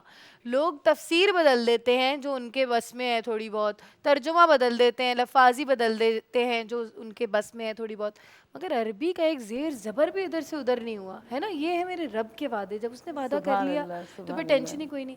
और यहाँ से आप हम ये भी देखते हैं कि जिस तरह कुरान की हिफाजत का अल्लाह ताला ने वादा किया और वो टस से मस ना हुआ 1400 साल, बिल्कुल इसी तरह रोज़ी का भी वादा अल्लाह ने लिया है। ये क्यों भूल जाते हो, क्यों टेंशनों में हो, कहाँ से आएगा कहाँ जाएगा। अल्लाह ने जब वादा कर लिया रोज़गार का, रिस्क का मैं रोज़गार की बात नहीं कर रही, रिस्क का वादा कर लिया ना, बेफिक्र होके अपनी मेहनत करते जाओ और कोई शॉर्टकट मत आजमाओ, कोई किसी की दिल आज़ारी, किसी को काटने का चक्कर, किसी को कुछ किसी का कुछ मत करो। सीध में नाक के चलते रहो। तुम्हारे अंदर टैलेंट है, तुम्हारी मेहनत है, अल्लाह तुम्हें ज़रूर जज़ा देगा, यहाँ नहीं तो वहाँ तो देगा। अच्छा, रिस्क की जब हम बात करते हैं तो रिस्क के अंदर सिर्फ रोज़गार शामिल नहीं होती। अब मैं ये बात भी अर्ज़ करना चाहती हूँ कि सिर्फ रोज़गार शामिल नहीं होती, रिस्क में अच्छे पड़ोसी शामिल होते हैं, आपकी औलाद शामिल होती है, आपका अच्छा लिबास शामिल होता है। यहाँ तक कि एक बात बताऊँ, खूबसूरत शक्ल भी रिस्क में शुमार होती है कि आपकी शक्ल, अगर अल्लाह ताला ने आपको खुद शक्ल बनाया है तो ये कैसा रिस्क है आपके पास कि आप किसी से मिलते हैं तो वो आपको ज़्यादा ऑब्लाइज करता है। भाई ह्यूमन फितरत है ना, अल्लाह मुसव्विर है, बनाने वाला है, तो लोगों को उसकी मखलूक को हुस्न भी पसंद है। अगर कोई आपका हसीन चेहरा अल्लाह ने बना दिया तो ये रिस्क आपको दिया है, इसकी कदर करें। इसीलिए कहते हैं कि अपना भी ख्याल रखना चाहिए, अपनी ज़ात का भी ख्याल रखना चाहिए। और औलाद से जहाँ तक बात आती है, मैं आज वही चाइल्ड केयर फाउंडेशन वाले लोग आए हुए थे सलमान, औलाद की बात आती है, वो भी रिस्क है, उसको संभालो और उसका शुक्र अदा करो। हम ऐसे छोटी छोटी बातें बोल जाते हैं कि अल्लाह एक तो इन लोगों ने तंग करके रखा हुआ है, एक तो तू पैदा हो गया है, ये भी माएँ बोलती हैं, है ना। तुम लोगों के होने से पहले तो मेरी ज़िंदगी इतनी अच्छी थी यार। उन माओं को देखो वो जो IVF के लिए तड़प रही हैं, वो जो 4-4 लाख का IVF हो रहा है, उसके लिए पहले तो पैसे नहीं है, दूसरा फिर चांसेस नहीं है, करेंगे, लग गया तो लग गया, नहीं लगा तो नहीं लगा, सही है। उसके बाद हम एक और बात देखते हैं सलमान के, आज मेरे बेटे ने ना 8 महीने का हो गया तकरीबन, वॉकर में उसको डालते थे तो वो आज उसने चलना शुरू कर दिया माशाल्लाह। तो वो चला वॉकर में, मतलब धक्के अपने आप को मारना शुरू कर दिया। तो ना उसकी बड़ी बहन कहती है, 5-6 साल की है ज़ियारा इधर, कहती है कि मम्मा एक तो जब से इसने चलना शुरू किया ना तंग करके रख दिया है, चीज़ें उठा के इधर से उधर फेंकता है। मैंने कहा बेटा ऐसी भी माएँ हैं जो फिजियोथेरेपी के लिए डेली जो हैं वो हज़ारों के नोट डेली फायजा डेली अस्पतालों में देती हैं कि हमारे बच्चे को चलना सिखा दो। हमारा बच्चा बोलना सीखे तो हम कहते हैं बहुत चटापटा करने लगा है, सर में दर्द हो गया है। वो माएँ देखो वो जो लिंग्विस्टिक्स के लिए, स्पीच थेरेपी के लिए जाती हैं, तो वो भी आई रबी को तो कज़िबान, वो कि रब तुम अपनी रब की किस किस नेमत को झुटलाओगे। और हम तो इन चीज़ों को छोटा छोटा समझ रहे हैं कि कितनी छोटी छोटी बातें बड़ी बड़ी नेमत है। सूरह रहमान खोल के देख लो तो अल्लाह ताला ने जो है वो हाँ ऐसी ऐसी नेमतें गिनवा दी हैं कि पत्थरों तक का जिक्र है, पत्थरों तक का जिक्र है। अब पत्थर को हम कहते हैं यार पत्थर क्यों पहनने हैं, पत्थर ही तो है पत्थर। अब मुझे इस बात का भी जवाब दीजिए कि हजरा अस्वद फिर पत्थर क्यों है। सही, अल्लाह ताला ने कोई भी चीज़ जो है वो बिला मकसद नहीं बनाई। और अगर पत्थर का कोई मकसद नहीं होता, बात कहाँ से कहाँ चली गई। हम नेमतों की बात कर रहे हैं, पत्थर की कोई फजीलत नहीं होती तो अल्लाह ताला सूरह रहमान में उसका जिक्र करके ना कहते कि तुम अपने रब की किस किस नेमत को झुटलाओगे। मेरा ख्याल है याकूत और मरजान का जिक्र है शायद, और मैं तो शायद करके ही सारी बातें करूंगी। जो यकीनी बातें पता चलेंगी वो पता चलेंगी हमारे प्यारे मुफ्ती साहब से। मुफ्ती जुल्फ़िकार शाह गिलानी साहब जो हैं वो सेट पे तशरीफ़ ला चुके हैं। अस्सलाम वालेकुम मुफ्ती साहब। सलाम वालेकुम मुफ्ती साहब। रहमतुल्लाह। अस्सलाम वालेकुम, जुम्मा मुबारक मौलाना। खैर मुबारक, आपको भी मुबारक। मुफ्ती साहब की हर जुम्मे को जो है, आज तो खैर जुम्मतुल विदा है, जुम्मतुल विदा मुबारक मुफ्ती साहब। हर जुम्मे को जो है मुफ्ती साहब थोड़ा सा लेट हो जाते हैं क्योंकि खुतबात होते हैं मसाजिद में दो जगह पे, और आए भी बेचारे हमारे मुफ्ती साहब रोज़े में गर्मी के अंदर आवाज़ बैठी हुई।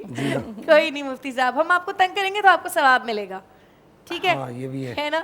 नज़ूल कुरान के हवाले से बात हो रही है मुफ्ती साहब, और वही जिक्र हो रहा था कि कुरान में बड़ी से बड़ी और छोटी से छोटी चीज़ बता दी है। जी जी। साइंस की टेक्नोलॉजी के ऊपर भी हम बात कर रहे थे कि आज जो साइंसदान रिसर्चेस कर रहे हैं वो 1400 साल पहले अल्लाह ताला हमें बता के चले गए थे, है ना मुफ्ती साहब? ऐसा ही है। अब हम चाह रहे हैं कि आप हमारी मालूमात में इजाफा करें। बिस्मिल्लाहिर्रहमानिर्रहीम। अल्लाहु रब्बु मुहम्मदिन सल्लल्लाहु अलैहि वसल्लम नहनु इबादु मुहम्मदिन सल्लल्लाहु अलैहि वसल्लम।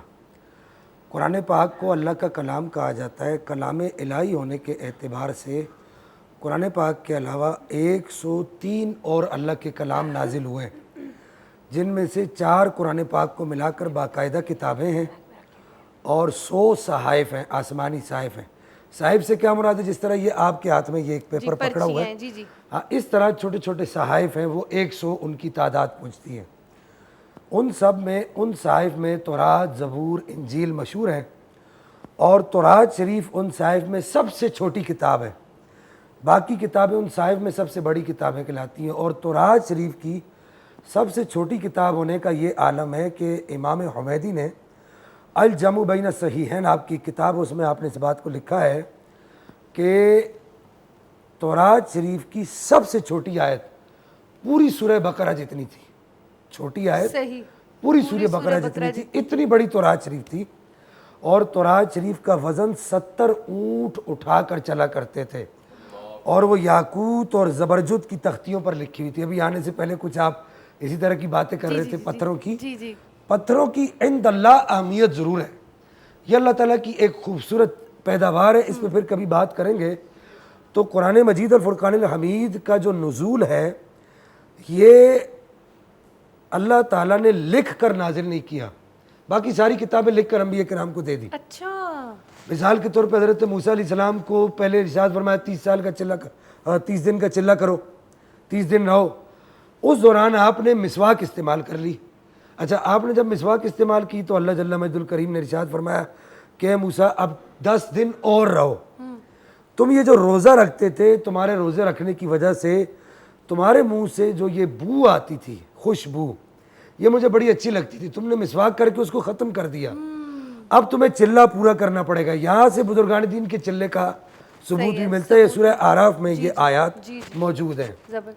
तो हज़रत मूसा अलैहिस्सलाम को तौरात शरीफ लिखी हुई दी गई, ठीक है। हज़रत ईसा अलैहिस्सलाम को भी ज़बूर शरीफ लिखी हुई, इंजील शरीफ लिखी हुई दी गई। हज़रत दाऊद अलैहिस्सलाम को भी इंजील शरीफ, ज़बूर शरीफ लिखी हुई दी गई।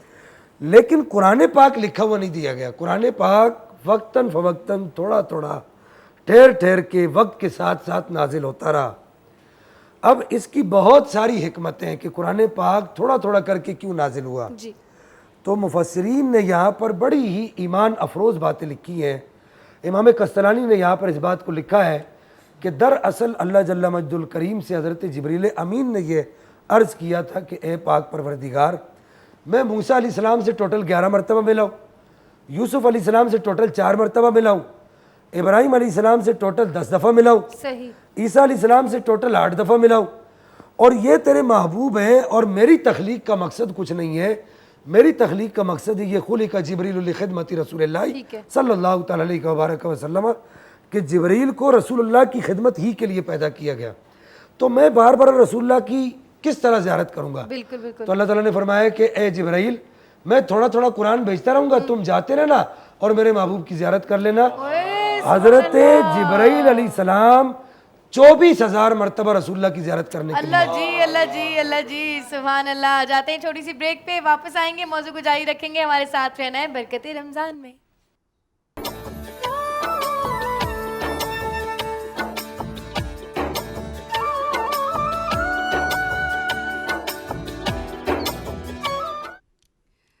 आज जुमतुल विदा है, तो उस हवाले से मैं कलाम पेश करूँ।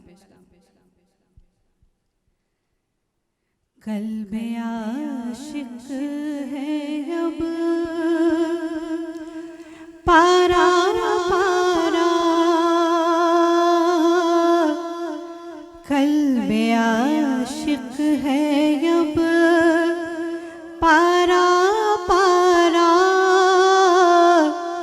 अलविदा अलविदा माह रमज़ान, अलविदा अलविदा माह रमज़ान, अलविदा अलविदा माह रमज़ान, अलविदा अलविदा माह रमज़ान। तेरे आने से दिल खुश हुआ था, तेरे आने से दिल खुश हुआ था, और ज़ौक़े इबादत बढ़ा था।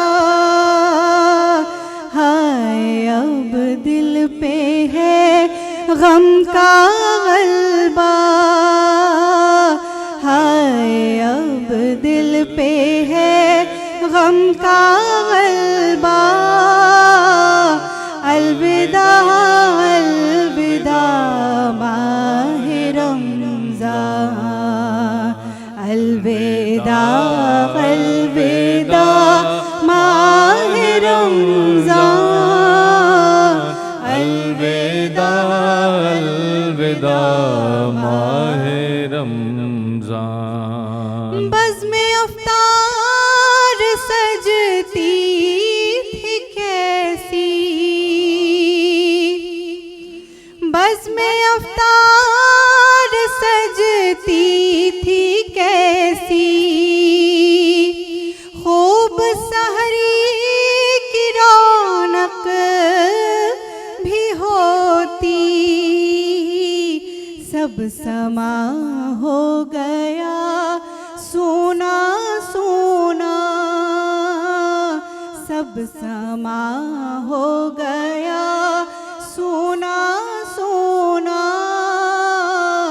अलविदा अलविदा माह रमज़ान, अलविदा अलविदा माह रमज़ान, अलविदा अलविदा माह रमज़ान। तेरे दीवाने अब रो रहे हैं, तेरे दीवाने अब रो रहे हैं, मुस्तरब सब के सब हो रहे हैं, कौन देगा इन्हें अब दिलासा, अलविदा अलविदा माह रमज़ान, अलविदा अलविदा माह रमज़ान, अलविदा अलविदा माह रमज़ान। जब गुजर जाएंगे माह 11, तेरे आने का फिर शोर होगा, क्या मेरी जिंदगी का भरोसा, क्या मेरी जिंदगी का भरोसा, अलविदा अलविदा माह रमज़ान, अलविदा अलविदा माह रमज़ान,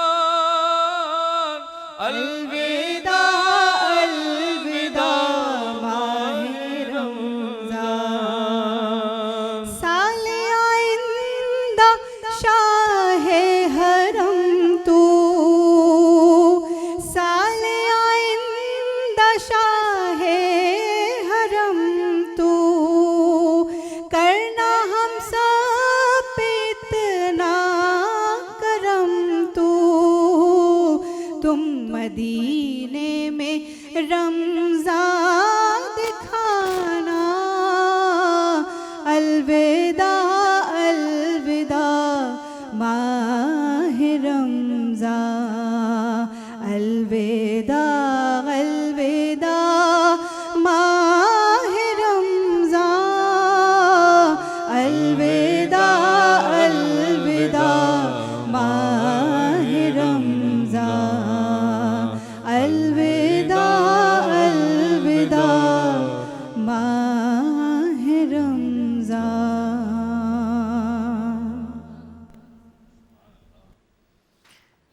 सुभान अल्लाह, बहुत खूब, बहुत प्यारा, बहुत प्यारा। बहुत शुक्रिया फ़ायज़ा। अच्छा सरवत आपा, नुज़ूल कुरान के हवाले से बात हो रही है।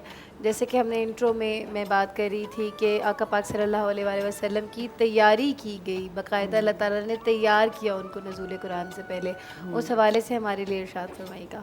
देखिए हुज़ूर नबी करीम सल्लल्लाहु अलैहि वसल्लम जो 40 बरस जिसमें ऐलान रिसालत नहीं किया था, दर हकीकत वो भी हुज़ूर नबी करीम सल्लल्लाहु अलैहि वसल्लम का एक इंट्रोडक्शन था मक्के की सरज़मीन पर। इसलिए कि अगर कुफ़ार मक्का मुशरिकीन मक्का सादिक़ और अमीन कह रहे थे, तो दर हकीकत हुज़ूर नबी करीम सल्लल्लाहु अलैहि वसल्लम को वो पहचान रहे थे, वो शनाख्त कर रहे थे कि एक ऐसी शख्सियत इनके दरमियान में मौजूद है। वरना तो हुज़ूर नबी करीम सल्लल्लाहु अलैहि वसल्लम की आमद से क़बली मोजज़ात का ज़हूर है।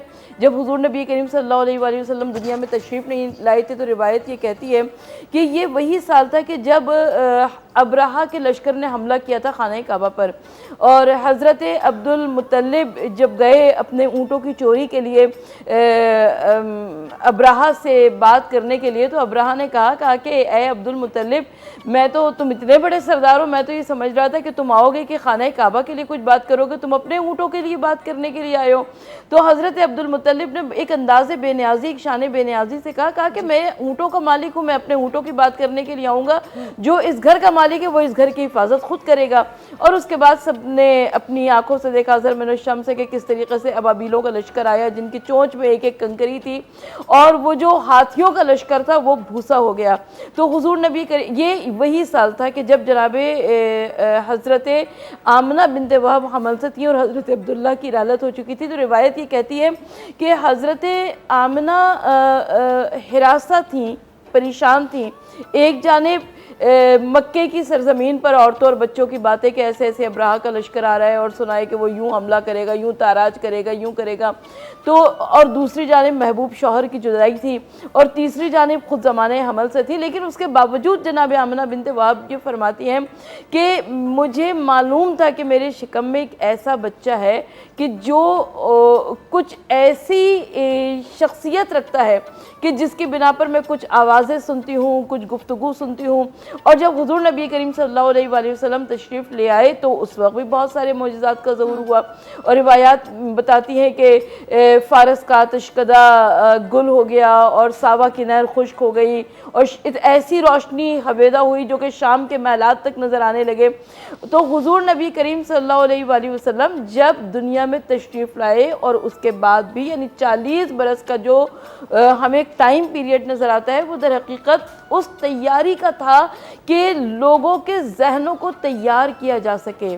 ख़ानदान रिसालत अच्छी तरह से जानता था कि ये वो शख्सियत दुनिया में तशरीफ़ लाई है। हज़रत अब्दुल मुत्तलिब जानते थे, हज़रत अबू तालिब जानते थे, जनाब फ़ातिमा बिनते असद जानती थी, पूरा ख़ानदान रिसालत जानता था। लेकिन आम अफराद को नहीं मालूम था, और आम अफराद को के जहनों को इस तरह से तैयार किया गया कि जब अल्लाह के रसूल सल्लल्लाहु अलैहि वसल्लम ने एक पहाड़ी के ऊपर कहा कि मैं अगर तुमसे कहूँ कि इस पहाड़ के पीछे से एक लश्कर आने वाला है जो कि अनकरीब तुम पे हमला कर देगा, तो क्या तुम मेरी बात पे यकीन कर लोगे? और वो तमाम के तमाम कुफ़ार और मुशरिकीन मक्का कहते हैं बेशक है मोहम्मद, हम यकीन कर लेंगे, हमने आपसे ज़्यादा किसी को सादिक़ और अमीन नहीं पाया। तो दर हकीकत ये 40 बरस जो थे ये लोगों के जहनों को तैयार किया जा रहा था। हुज़ूर नबी करीम सल्लल्लाहु अलैहि वसल्लम ताजदार अंबिया होने की हैसियत से आखिरी नंबर पर आए, लेकिन आप तो उस वक्त भी नबी थे जबकि आदम आबोगिल की मनाजिल के दरमियान में थे, और उस वक्त भी नबी थे जबकि नूह का सफ़ीना महवे रवा था, उस वक्त भी नबी थे जबकि हज़रत इब्राहीम नारे नमरूद में कदम रख रहे थे। तो वो तो नबी थे, ये लोगों के जहनों को तैयार किया जा रहा था। और उसके बाद हुज़ूर नबी करीम सल्लल्लाहु अलैहि वसल्लम जब गारे हिरा की खिलवत नशीनी में तखलिए में बैठने लगे, रिवायत ये कहती है कि ये जो आखिरी साल थे 40 बरस की उम्र में जो ऐलान नबूवत किया है, इससे पहले का जो ज़माना आया, अब हुज़ूर नबी करीम सल्लल्लाहु अलैहि वसल्लम हफ्तों के लिए चले जाया करते थे, गारे हिरा की खिलवत नशीनी में तखलिए में इबादत किया करते थे। और यहाँ तक कि एक रोज़ हज़रत जिब्राईल अमीन की आमद हुई।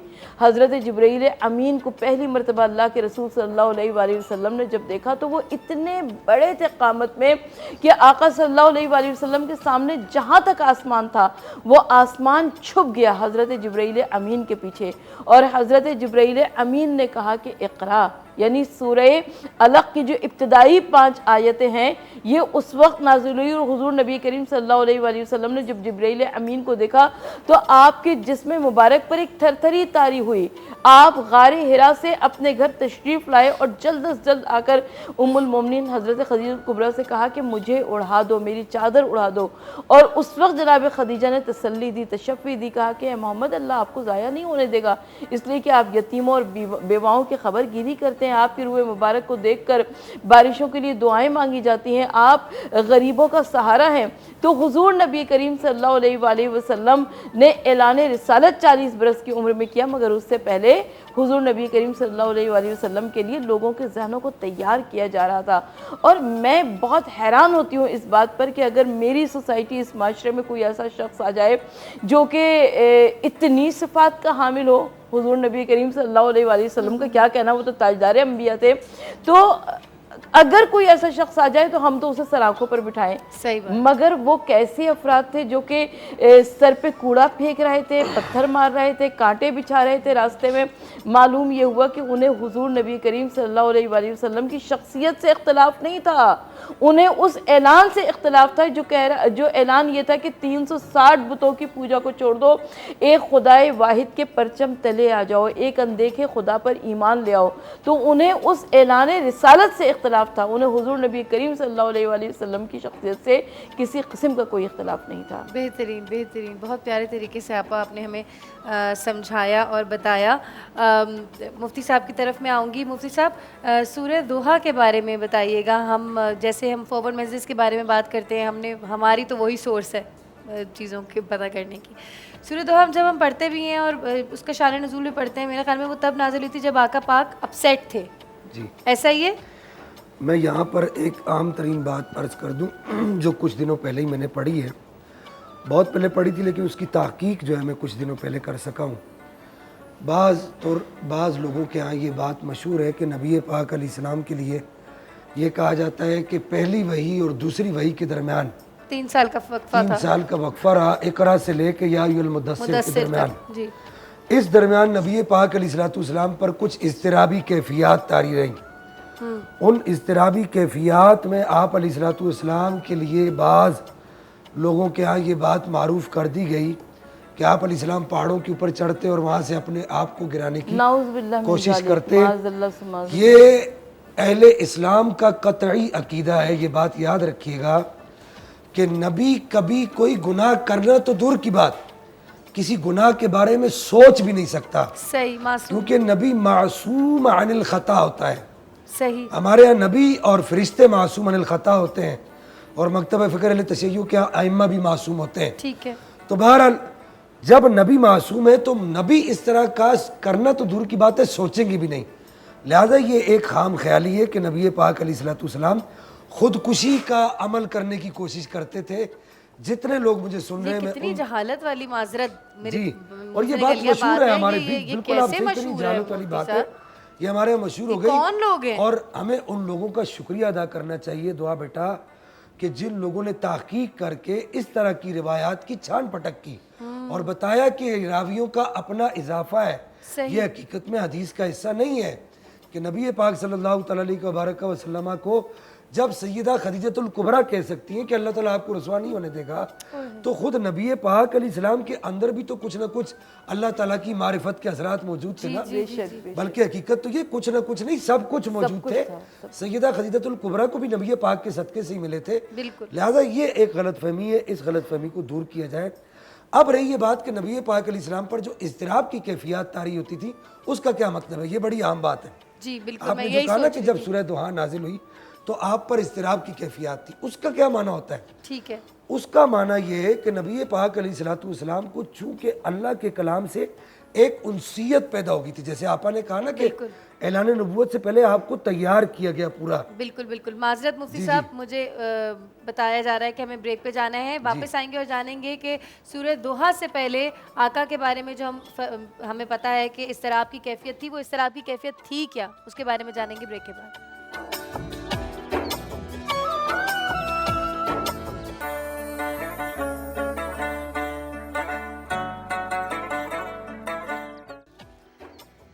अस्सलाम वालेकुम जी, बरकत रमज़ान में वापस आ गए हैं और 27वीं का रोज़ा है आज, और 27वीं के शब को और रोज़े वाले दिन के वक्त भी बहुत बाबरकत काम हुए दुनिया में, जिसमें से एक क़याम पाकिस्तान था जिसके बारे में बात हमने कल की थी। आज हम नज़ूल कुरान के हवाले से बात कर रहे हैं, जो कि कायनात का सबसे एक हसीन मंज़र था जब हज़रत जिब्राइल अमीन जो है वो आका पाक सल्लल्लाहु अलैहि वसल्लम पे कुरान की पहली आयात इकरा से जो शुरू होती हैं वो लेकर आए थे और उनके सीने पे उतारी थी। अच्छा, हम लोगों ने बात करी अभी तक कि नबी करीम सल्लल्लाहु अलैहि वसल्लम का नज़ूल से पहले क्या मामलात थे, और फिर अब हम आए हैं कि जो है वो पहली आयात नाज़िल हो चुकी हैं, 3 साल का वक्फ़ा आ चुका है। यहाँ पे कहा जाता है कि आका के दिल के अंदर इस्तराब पैदा होता है। उस इस्तराब की कैफियत क्या थी कि जिसके लिए सूरह दोहा नाज़िल हुई? मुफ्ती साहब जवाब देंगे। याद से यहाँ मुराद ये कि नबी पाक अलैहिस्सलाम को चूँकि ऐलान नबूवत से पहले भी बाकायदा तौर पर वही के बोझ को उठाने के लिए पूरा तैयार किया गया। जी। पहले रुया सालिहा यानी सच्चे ख्वाब आप अलैहिस्सलाम को दिखाए गए, उसके साथ साथ आप सल्लल्लाहु अलैहि वसल्लम की फिरासत को इतना बढ़ा दिया गया जी, खलवत का शौक, आप अलैहिस्सलाम को खलवत नशीनी का शौक हुआ। उसके बाद आप अलैहिस्सलाम की फिरासत इतनी बढ़ गई कि आप अलैहिस्सलाम किसी चीज़ को भी देखते थे ना तो उसके नतीजे को पहुंच जाते थे कि इस चीज़ का नतीजा क्या होगा। इसी तरीके से नबी पाक अलैहिस्सलाम का कश्फ भी इतना बढ़ गया। ठीक है। अच्छा, यहाँ ये बात अर्ज कर दूं कि कश्फ और फिरासत में फ़र्क है। कश्फ में जो है, मैं ये अर्ज कर देता हूँ, कश्फ ये है कि किसी भी शय के ज़ाहिरी असबाब को देखकर जो नतीजा निकाला जाता है, वो असबाब के ज़रिए से जो नतीजा निकलता है वो कश्फ होता है। और फिरासत में असबाब नहीं होते, शय को बगैर देखे बंदा कह देता है। मैं उसकी मिसाल आपको देता हूँ कि एक आदमी तेज़ रफ्तार से गाड़ी चला रहा है, तो आपको उसका सबब पता है एक्सीडेंट का कि यार ये तेज़ रफ्तार से चला गया तो एक्सीडेंट होगा, ये सबब से ये जो आपको पता चला ये कश्फ है। ठीक है। लेकिन बगैर सबब से कि एक आदमी अपने घर से निकल रहा है और आप उसको निकलते हुए देख के करें कि यार आज ये जा रहा है ना, इसका एक्सीडेंट हो जाएगा, इसको क्या कहते हैं? अल्लाह ना करे, इसको फिरासत कहते हैं। फिरासत। इसी फिरासत के बारे में नबी पाक अलैहिस्सलाम ने इरशाद फरमाया, इत्तकू फिरासतल मुमिन फइन्नहु यंजुरु बिनुल्लाहि तआला, मोमिन की फिरासत से डरो, वो अल्लाह के नूर से देखता है, वो अपनी निगाह से नहीं देखता। नबी पाक सल्लल्लाहु, ये तिरमिज़ी शरीफ की हदीस मुबारक है। तो चूँकि आप अलैहिस्सलाम वही के लिए आपका वजूद अतर इब्तिदाई तौर पर ही तैयार हो चुका था। उसकी एक दलील ये भी है कि बचपन से ही नबी पाक अलैहिस्सलाम को आपके कल्बे अतर को चाक किया गया और आपके कल्बे अतर में अल्लाह के अनवार तजल्लियात दाखिल किए गए। बाद लोग ये कहते हैं कि जी उसमें से कुछ निकाला गया, मैं उस बात को तस्लीम नहीं करता। वो कहते हैं ठीक है, कुतुब में मौजूद है, मैं उसका इनकार भी नहीं करता, लेकिन मेरा ज़मीर ये कहता है कि आपके कल्बे अतर को चाक किया गया और उसके अंदर अल्लाह ताला के अनवार तजल्लियात को दाखिल किया गया। और यहाँ पर रिवायत के अल्फाज ये है कि आब जमजम से आपके कल्बे अतर को धोया गया। लेकिन मैं इसको कुछ थोड़ा सा तब्दील करके इस जुमले को कहता हूँ कि आबे जमजम को आपके कल्बे अतर से धोया गया। सुभान अल्लाह। यानी कि जब आपके कल्बे अतर को आबे जमजम में डाला गया, उस दिन आबे जमजम पाक हो गया। अल्लाहु अकबर मुफ्ती साहब। और अब कयामत तक जो आबे जमजम खत्म नहीं होगा और ये इसीलिए नहीं होगा, ये अमराज से शिफा का बाइस है। बिल्कुल बिल्कुल। और ये जो समझिए कि दुआओं की कबूलियत का सबब है। मेरे नज़दीक उसकी एक वजह यह भी है कि इसको नबी पाक के कल्बे अतर से धोया गया, ना कि नबी पाक के कल्बे अतर को इससे धोया गया। तो ये सारी चीज़ें आप अलैहिस्सलाम पर तारी कर दी गई थी। इस वजह से आप सल्लल्लाहु अलैहि वसल्लम को वही से बहुत ज़्यादा उनसियत हो गई थी, अल्लाह के कलाम से बहुत ज़्यादा उनसियत हो गई थी। जैसे बच्चे को माँ से उनसियत हो जाती है तो बच्चा माँ के बगैर तड़पता है, इज़्तिराब की कैफियत में रहता है। इसका मतलब ये नहीं होता कि बच्चा गलत कर रहा है, इसका मतलब ये होता है कि बच्चा अपनी माँ के फिराक में अपने ख्यालात का इजहार कर रहा है। बल्कि यहाँ तक कि आप ये देखें कि आज साइंस इस बात को मान रही है कि माँ अगर कहीं आसपास काम कर रही होती है तो बच्चा नहीं रोता, लेकिन माँ अगर घर की दहलीज क्रॉस करे, गैलरी में जाए तो बच्चा रोने लग जाता है। उसकी वजह क्या है? वजह यही है कि बच्चे को माँ की खुशबू का एहसास होता है। तो जब नबी पाक अलैहिस्सलाम को वही से उनसियत हो गई ना, तो आप सल्लल्लाहु अलैहि वसल्लम को उसकी उनसियत का एहसास हुआ। तो जब वही आना रुक गई तो अब उसके रुकने के सबब आप अलैहिस्सलाम पर एक इश्क की कैफियत तारी हुई, एक मोहब्बत की कैफियत तारी हुई। उन कैफियत को इज़्तिराबी कैफियत कहा जाता है। तो फिर वो आयत करीमा नाज़िल की गई, वद्दुहा वल्लैलि इज़ा सजा। ए महबूब आपके चेहरे की कसम, ए महबूब आपकी जुल्फ़ों की कसम, वलल आखिरतु खैरुल लका मिनल ऊला। ए महबूब आप सल्लल्लाहु अलैहि वसल्लम की हर आने वाली घड़ी पिछली घड़ी से बेहतर होगी। यहाँ पर सिर्फ मैं एक बात अर्ज़ कर दूँ, कुरान अल्लाह की किताब है, लेकिन इसमें अल्लाह जल्ला मजदुल करीम अपने महबूब के चेहरे की कसमें क्यों कहा रहा है? सुभान अल्लाह। मुफ्ती साहब, ऐसा इसका तो मतलब वाकई ये कभी हुआ सोचा कि ही नहीं। कुरान किताब अल्लाह की है। वन लाइनर में एक आपको एक वन लाइनर बात कह दूं कि कुरान किताब अल्लाह की है लेकिन नात रसूलुल्लाह की है। अल्लाह जी, अल्लाह जी, अल्लाह जी, सुभान अल्लाह। इस खूबसूरत से जुमले पे आते हैं फिर नात की तरफ, कलाम की तरफ। अच्छा, मुफ्ती साहब जो बात कर रहे थे तो मैंने पढ़ना कुछ और था, तो जब ये बात चली तो अब नात भी उसी इस पे होगी इंशाल्लाह ताला। एक बार दुरूद पाक पढ़ लीजिए, अल्लाहुम्मा सल्ली अला अल्लाहुम्मा सय्यिदिना सल्ली अला मुहम्मदिन बारिक वसल्लिम वसल्लम अलैहि।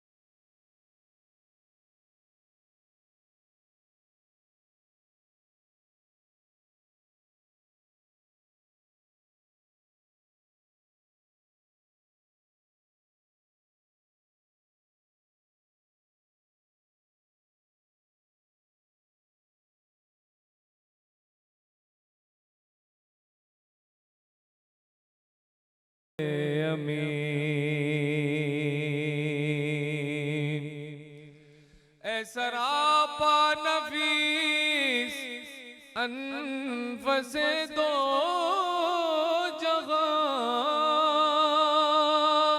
सरवरे सरवरा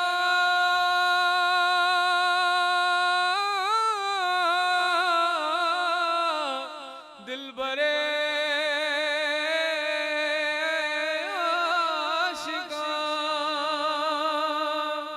ऐ सरापा नफीस अनफसे दो जगह सरवरे सरवरा दिलबरे आशिका ढूंढती है तुझे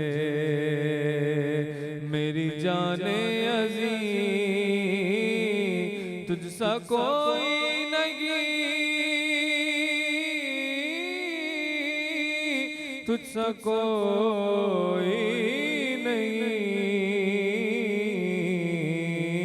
है रसूले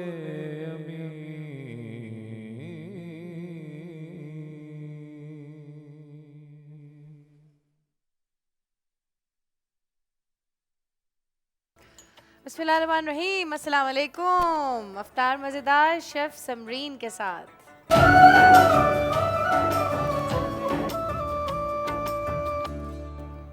समरीन क्या बना रही हैं आज? आज हम बना रहे हैं smoky potato hearts. Oh wow. क्योंकि अब ईद आ रही है, 2 से 3 दिन रह गए हैं ईद आने में, तो सोचा कि अब अफ्तार से ज़्यादा हम थोड़ा सा ईद पे फोकस कर लें कि ईद ट्रॉली में आप लोग ये रख सकें। और ये मज़े की बात ये है कि एक दफ़ा बना गई, ईजी तो है ही रेसिपी एज़ यूजुअल, फ्रीज़ कर सकते हैं, फ्रीज़ आराम से कर सकते हैं आप इसको। बिस्मिल्लाहिर्रहमानिर्रहीम के साथ अपना स्टार्ट करते हैं रेसिपी। ये मैंने आधा किलो आलू लिए हैं। आधा किलो आलू को मैंने एज़ यूजुअल मैश कर लिया बॉईल करके। अब इसके अंदर हम तकरीबन डाल रहे हैं 1 टीस्पून नमक, 1 टीस्पून चिकन पाउडर, 1 टीस्पून काली मिर्च, और इसमें आज हम कुटी हुई मिर्च भी डालेंगे। ठीक है, ये भी तकरीबन 1 टीस्पून जाएगी। और इसके साथ जाएगा 1 टीस्पून चाट मसाला। इसको डालने के बाद अच्छी तरह मिक्स करेंगे। और इसके साथ मैंने यहाँ रखा हुआ है, आप देखें, ये मैंने चिकन को मैरिनेट किया था चिकन टिक्का मसाला के साथ, और थोड़े से ऑयल और लहसुन अदरक के साथ मैंने इसको पका लिया था। ठीक है। इतना पकाया कि चिकन गल जाए और इसका जो चिकन का अपना पानी है वो इसी के अंदर खुश्क हो जाए। फिर उसके बाद आप चाहें तो इसको हाथ से भी श्रेड कर सकते हैं, मैंने चॉपराइज़ किया है इसको। ये करने के बाद अच्छा, हम इसमें क्यों पहले से मसाले मिक्स कर रहे हैं? क्योंकि ये ऑलरेडी फ्लेवर्ड है, इसमें तो ऑलरेडी फ्लेवर है ना। आलू जो है वो बिल्कुल फीके थे। ठीक है जी। और अगेन दुआ, अगर जो वेट वॉचर्स हैं उन्हें परेशान होने की ज़रूरत नहीं है, वो छिलका उतार के इसको फिर बॉईल कर सकते हैं ताकि इसका एक्सेस कार्बोहाइड्रेट जो है वो पानी में, जो स्टार्च होता है इसमें ना, वो पानी में डिज़ोल्व हो जाएगा। तो ये कि इसमें जो लोग कहते हैं ना आलू खा के मोटे हो जाएंगे, तो छिलका उतार के बॉईल कर लें। छिलका उतार के बॉईल कर लें तो पानी में चला जाए, वो पानी फेंक दें। वहीं रहेंगे ऑफ कोर्स न्यूट्रिशन तो उसमें रहेगा बिल्कुल। ठीक है जी, ये मिक्स हो गया। अब ये मिक्स करने के बाद हम इसमें तकरीबन 1 पाव चिकन है, सही है, आधा किलो आलू में, यानी आधी क्वांटिटी रहेगी। जितने आलू उसकी आधी क्वांटिटी में चिकन। इसको चिकन को करने के बाद आपने अच्छे से इसको पहले मिक्स करना है, बहुत अच्छी तरीके से, ताकि इवनली इसमें स्मूथली मिक्स हो जाए। अच्छा, ये काम जैसे आप कह रही थी दुआ कि हाथ से ज़्यादा बेहतर तरीके से हो सकता है ना, आप इसको हाथ से मिक्स कर लें तो ज़्यादा मुनासिब है। इसको मिक्स करने के बाद फिर हम इसको छोटे छोटे पहले बॉल्स बनाएंगे और फिर हम इसके हार्ट्स बनाएंगे। मैं ये बाकी का मिक्स कर बिल्कुल, आप मिक्स करें। तब तक मैं एक प्लेट लेके आप लोगों को इसकी शेप बता दूं कि शेप बनेगी कैसे ना इसकी। अल्लाह, मिक्स करने के लिए भी ताकत चाहिए, ताकत चाहिए। अच्छा, ये मिक्स करने के बाद मैंने थोड़ी सी बॉल्स बना के रखी थी, इसी में से बैटर लिया, इसकी बॉल्स बनाई। बॉल्स बनाने के बाद इसका शेप देखें, इसको हमने पहले थोड़ा सा फ्लैट करना है कबाब की तरह, लेकिन बिल्कुल पतला नहीं करना। फिर इसको ऐसे फिंगर में पकड़ के आपने ऐसे फिंगर से इसको दबाना है नीचे करके, और फिर हाथ पे रख के इसको ऐसे शेप देनी है। अच्छा, ये काम बड़े मज़े से आप लोग कटर से कर सकते हैं, हार्ड कटर आता है ना, आप इसको ग्रीस करें किसी प्लेट को, उसमें मोटी सी लेयर आलू की लगाकर, ये जो बैटर आपने जो बनाया है ना, मिक्सचर बनाया, इसकी लेयर लगाकर और आप उसको कटर से कटिंग कर सकते हैं। बट जैसे हम हमेशा कहते हैं सबके पास कटर नहीं होता, तो क्या अब वो ये स्मोकी हार्ट्स नहीं खा सकते? बिल्कुल खा सकते हैं। तो ये इस तरह करके आपने आपके ऊपर डिपेंड करता है कि आप में कितनी अक्ल है जी। आप और कैंची से भी बना सकते हैं, आप हाथ से भी बना सकते हैं। बिल्कुल, कैंची से तो इवन स्टार भी बन सकता है ना, वो छुरी से कैंची से भी बन जाएगा दुआ। अच्छा, आराम से बन जाएगा कैंची से, वो ज़्यादा कन्वीनियंट रहेगा। आप हाथ में पकड़ के उसके, जैसे स्टार अगर बनाना है ना आपने, तो आप स्टार के लिए गोल बिल्कुल कबाब की जैसे टिकिया बनती है वैसे बनाएं। और अगर आप इतने एक्सपर्ट हैं, आपका आर्ट इतना अच्छा है, तो आप बना लें। ठीक है जी, ये इस तरह करके हम इसके हार्ट शेप देंगे और हार्ट शेप देने के बाद इसकी कोटिंग करेंगे। अच्छा, इसका साइज़ आपके अपने ऊपर, ये हम इसमें करेंगे क्रम्स में और एग में, बस सिंपल है, ये हम आगे ले आते हैं जी, बिल्कुल। अच्छा, शेप और साइज़ जो है वो टोटली आप पे डिपेंड करता है कि आपको इसका कितना शेप रखना है और कैसी शेप रखनी है, कैसी शेप और कितना बड़ा साइज़ रखना है, डिपेंड करता है ना। अच्छा, ऑयल हम जब तक ऑयल गरम करने रख देते हैं। कश्मीर बनास्पति हमारे पास रोज़ाना की तरह आज भी मौजूद है। अच्छा, मैं आज ये सोच रही थी कि 27 दिन का खाना हमने बनाया है इतने सारे लोगों का और अभी भी कश्मीर बचा हुआ है। बिल्कुल, और हमारी कढ़ाई में भी काफ़ी सारा तेल है। जी बिल्कुल, हेल्दी खाने बनाती है, ज़्यादा ऑयल भी नहीं इस्तेमाल करती है। बहुत शुक्रिया आप। कम खर्च, बाला नशीन। मैं एक सवाल ये पूछना चाहती थी शेफ, ये मुझे बताइए कि जैसे आप हाथ से इसको शेप दे रही हैं, तो इसको कटर से भी बना सकते हैं? जी बिल्कुल, मैंने भी बताया ना, कटर से हम, इसलिए मैं हाथ से बता रही हूँ क्योंकि सबके पास कटर नहीं होता ना, बल्कि आप लोग डिफरेंट बॉटल्स होती हैं, उसके डिफरेंट शेप के कैप्स होते हैं। हेक्सागोन होता है, ट्रायंगुलर होता है, रेक्टेंगुलर, वो ले लें जैसे हम कुंडों की टिक्कियाँ बनाते हैं कटर से वो। लेकिन जब आप कटर यूज़ कर रहे हैं ना, तो इसके लिए बहुत ज़रूरी है कि जिस डिश में आप इसको लगा रहे हैं उसको ग्रीस कर लें, ताकि आप उसको जब उठाएं और हाथ से उठाने में प्रॉब्लम होगी, तो आप ये नाइफ़ लेंगे और नाइफ़ लेने के बाद अगर ये इस तरह रखा हुआ है ना, तो आप इसको हाथ से इस तरह करके उठाएंगे तो ये आपके हाथ में आराम से निकल कर आ जाएगा। डन हो गया। यहाँ पे हार्ट शेप्ड पोटैटोज़ हमारे पास रेडी हो गए हैं। Chicken potatoes, smoky hearts. Smoky hearts. थोड़ा सा नाम डिफरेंट हो, थोड़ी सी शेप डिफरेंट हो, प्रेजेंटेशन कर दें तो आपकी वही आम सी चीज़ जो है ना, अगर स्पेशल हो जाती है। अभी देखिए हम इसको क्या करते हैं, अगर हम सिंपल कबाब की शेप दे देते, टिक्कियाँ बनाकर फ्राई करते, तो वो इतना अपीलिंग नहीं लगता ना दुआ। तो हमने इसको थोड़ा सा ट्विस्ट किया और हमने इसकी शेप जो है ऐसा बना दिया कि बच्चे भी शौक से खाएं। बच्चे भी शौक से खाएं, इनको लंच में दें स्कूल के बाद। अभी स्कूल खुलने वाले हैं ईद के बाद, तो आप उनको उसमें लंच बॉक्स में ये डाल के दें, बच्चे बड़े शौक से खाएंगे। बिल्कुल। और उसके बाद आने वाली हैं जून जुलाई की छुट्टियां, और बच्चों ने ऐसा पागल करना है हमें घर पे बैठ के, समरीन समझ ही नहीं आता कि बच्चों के साथ करें तो क्या करें। बहुत सारी एक्टिविटीज हैं। छुट्टियों में भी बच्चे क्योंकि ट्यूशन कुरान के लिए भी नहीं जा रहे होते, तो छुट्टियों में भी जो है वो बच्चों को डिफरेंट चीज़ें चाहिए होती हैं। और टी टाइम जो होता है एक्चुअली होता छुट्टियों में ही है, बिल्कुल, क्योंकि सारे बच्चे भी घर में होते हैं और सारी चीज़ें होती हैं, इसलिए। तो दुआ ये दें ना, बच्चों के हाथ में बैटर बना के दे दें, पूरा मिक्सचर बना के, और उनसे कहें कि आप अपनी मर्जी की शेप दे दें। हाँ, अच्छा, मैं बनाती हूँ वो मफिन्स, मैं बच्चों से बनवाती हूँ, जबरदस्त, और कुकीज़ बनवा लेती हूँ, तो बड़ी अच्छी, उसमें बड़ा बच्चों को मज़ा आता है, एक्टिविटी हो जाती है उन लोगों की। अच्छा, एक बड़े मज़े की एक्टिविटी बताऊँ आपको। ये जो हमारे पास पास्ता आता है, ये कलर्ड भी होता है, मैक्रोनीज जो होती हैं, हाँ कलर्ड भी होती है, आराम से मिल जाता है। नहीं मिले कोई बात नहीं है, फूड कलर लें, थोड़ी देर उसमें डिप करें, कलर हो गया। वाह, सही है। अच्छा, अब इसको क्या करें, ये हम कुकिंग के लिए नहीं बता रहे, हम आपको बता रहे हैं एक और एक्टिविटी के लिए। आपने क्या किया, बच्चों को स्ट्रिंग्स दे दी, मोटी वाली डोरी, और पास्ता दे दिया, उनसे कहीं बना के अपने लिए नेकलेस बनाए, ब्रेसलेट बनाए। वाह, जबरदस्त। तो बच्चों की इंगेजमेंट के लिए तो बेशुमार हमारे पास एक्टिविटीज़ हैं, वो कर सकते हैं। और इस तरह की चीज़ें बना कर ना, बच्चों से ही कहें कि आपको जो खाना है ना, चले मम्मा की हेल्प करें। हाँ जी, और वो करके आपने उसको बिजी भी कर दिया बच्चों को और अपना काम भी आसान कर दिया। पता है बच्चे फिर इस तरह ना हाइपर भी नहीं होते, और उन्हें बड़े आराम से एक जगह बैठ के कर लेते हैं काम। बिल्कुल। अच्छा, मुझे सब कहते हैं कि दुआ को ज़िंदगी में हर चीज़ की बहुत जल्दी रही है। जैसे बहुत सारी चीज़ें मैंने मुझे लगता, लोगों को लगता है मैंने शादी बहुत जल्दी कर ली, हज बहुत जल्दी कर लिया, बच्चों को कुरान के लिए बहुत जल्दी भेज दिया, स्कूल में एडमिशन 18 महीने में करा दिया। छोटे छोटे होते थे बेचारे, और बाप कहता था जुल्म कर रही हो, इनको मत भेजो अभी स्कूल। तो मैंने वो भी हर चीज़ जल्दी। बिल्कुल इसी तरह मेरे बच्चों को चाय बनानी आती है, 5-6 साल की उम्र में मुझे बना के देते हैं, और मेरी बेटी रोटी बेलती है छोटी सी खड़े होकर स्टूल के ऊपर। तो जितनी जल्दी चीज़ें मुझे ये ज़हनी तौर पे होता है कि पता नहीं ज़िंदगी कितनी है, और जो चीज़ें मैं सिखाऊंगी इनको कोई और नहीं सिखा सकता। बिल्कुल जी। अब अल्हम्दुलिल्लाह 5 साल की है, पहला रोज़ा भी रख लिया, 5 पारे शुरू के उसके ख़त्म अल्लाह ताला ने करवा दिए। तो बस जो अल्लाह ताला ने जिम्मेदारियाँ दी हैं वो जल्द इंसान कर दे, ज़िंदगी का कुछ पता नहीं होता।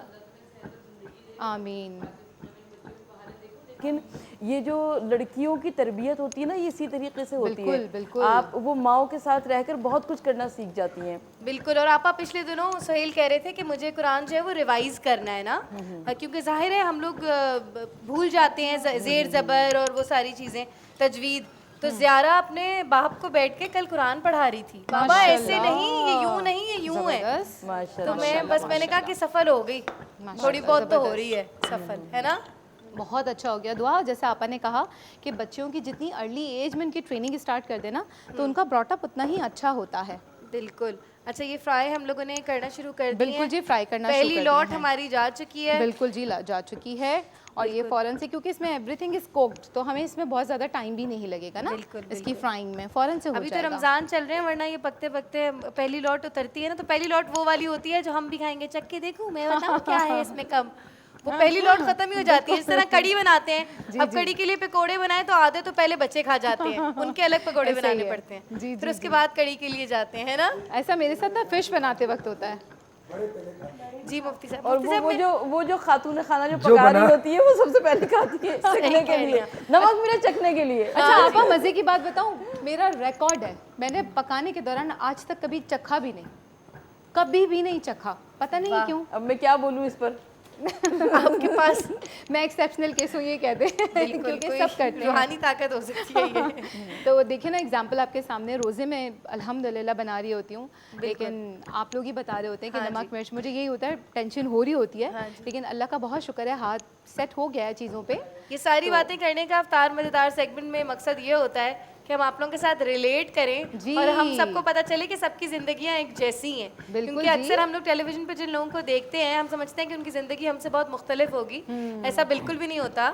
घर जाके सबके बच्चे रो रहे होते हैं और सब उसी तरह हांडी रोटी भी कर रहे होते हैं। बस ये होता है कि हम लोग को खूबसूरत लगना होता है और रोज़ाना सुबह आके 1 घंटे पहले अपना मेकअप कराना होता है ना। नहीं, दुआ सबसे पहली बात है कि आप अपनी जिम्मेदारियों को समझते हैं और माँ एक माँ ही होती है। बिल्कुल, तो माँ जिस तरीके से अपने बच्चों को लुक आफ्टर करती है वो वैसे कोई और नहीं कर सकता। और इसी खौफ से सारी चीज़ें मैं जल्दी जल्दी कर लेती हूँ। अच्छा, जो वर्किंग वुमेन होती है वो अपना क्वालिटी टाइम देने के लिए ज़्यादा मेहनत करती है। ऐसे ही है। आपा जो वर्किंग वुमेन इस वक्त आपको देख रही होंगी ना, वो फैन हो गई होंगी। बिल्कुल जी, पता है समरीन, आप भी वर्किंग वुमेन है, फायजा आप भी। हम लोग के बारे में ये एक गुमान किया जाता है कि हम अपने बच्चों को वो टेंशन नहीं दे पाते। अलबत्ता हम लोग लिटरली तड़प रहे होते हैं बच्चों के साथ वो टाइम स्पेंड करने के लिए, और मुझे लगता है कि हम लोग ज़्यादा देते हैं क्योंकि हम लोग बाकायदा वो टाइम निकाल के बच्चों के साथ स्पेंड कर रहे होते हैं। जी बिल्कुल बिल्कुल। और हम पे वर्कलोड भी ज़्यादा होता है। एक तो working as a working women तो हम बाहर निकल ही रहे हैं, काम कर रहे हैं, बट इसके साथ साथ हमें ये होता है कि हम वीकेंड पे कोशिश करते हैं कि रूटीन डेज के लिए हम अपना काम प्रायरली हाफ डन करके रखें, ताकि हमें रूटीन डेज में जाना है, क्योंकि हमें तो हर चीज़ प्रॉम्प्टली करनी है ना, चाहे वो बच्चों की हो चाहे वो हस्बैंड की हो। अच्छा, आलू भी गले हुए थे, चिकन भी गली हुई थी, तो मुझे लगता है फ्राइंग में ज़्यादा टाइम नहीं लगा हमारा। बस ये देखिए गोल्डन कलर आना चाहिए, प्यारा सा गोल्डन आ गया है जी, थोड़ा सा। अच्छा, अगर एक चीज़ और बताऊं, अगर आप इस पोजीशन पे निकाल लेंगे ना, ये देखें जब बिल्कुल लाइट गोल्डन कलर है, तो इसकी क्रिस्पनेस वो नहीं रहेगी, सॉफ्ट हो जाएगी जबरदस्त, थोड़ा सा। अच्छा, मैं इस टाइम तक निकाल लेती हूँ, ये आपने मुझे सही बात बताई। मुझे डर लगता है कि ये काले ना हो जाए। अच्छा, काला, अब देखें बिल्कुल काला नहीं करना है, लेकिन this is the perfect colour, ये वाला, ये कलर अगर दिखा दें कैमरा में प्लीज़, ये वाला colour is the perfect colour. अगर आप इस पोजीशन पे निकालते हैं तो आपका जो भी स्नैक है वो जल्दी से सॉफ्ट नहीं होगा, वो क्रिस्पी रहेगा ज़्यादा देर तक, और जलाना बिल्कुल नहीं है। लेकिन जो कलर मैंने दिखाया था, अब ये देखें इसका ऊपर वाला कलर, ये कलर जो है ना सही नहीं है। समझ गई, इस तो बहुत ही बारीकियाँ हैं भाई। ये तो वो वाला चक्कर हो गया, दो एक रंग की रीलें, और बताओ इसमें से बेटा डार्क शेड कौन सा है, लाइट शेड कौन सा है। हमें कुछ नहीं पता, कुछ समझ नहीं आ रहा। वो हमने किया था ना, इंटेंसिटी चार्ट किया था जब हम कॉलेज में थे। मैंने बेसिकली पढ़ा होम इकोनॉमिक्स कॉलेज से। हाँ जी। तो जब हम वहाँ थे तो हम सिर्फ कुकिंग तो सीखते नहीं हैं, हमारा वो भी आता था, आर्ट्स एंड क्राफ्ट भी होता था, क्लोथिंग एंड टेक्सटाइल भी होता था। तो उसमें हम एक इंटेंसिटी चार्ट बनाते थे, 2 शेड से हमें 96 शेड्स बनाने थे। 2 शेड्स, कोई से 2, एक जादू करके बनाती थी या बना लेती थी? अल्लाह का शुक्र अल्हम्दुलिल्लाह। बहुत सारे लोगों को ऑब्वियसली प्रॉब्लम होती थी, तो वो, और टीचर्स जो थी ना वहाँ, वो ऑब्वियसली जाहिर है वो ज़रा प्रोफेसर, आपको पता है वैसे नो डाउट हमारे यहाँ पे हमारे स्मोकी पोटैटोज भी रेडी हो चुके हैं और ब्रेक का वक्त भी आ गया है। ब्रेक से वापस आएंगे इंशाल्लाह, तो हम अपनी जो है वो तश्तरी आपको दिखाएंगे सजा के हैं। टोमेटो के साथ भी आज कुछ फूल बनाया हुआ है समरीन ने। वापस आते हैं ब्रेक के बाद।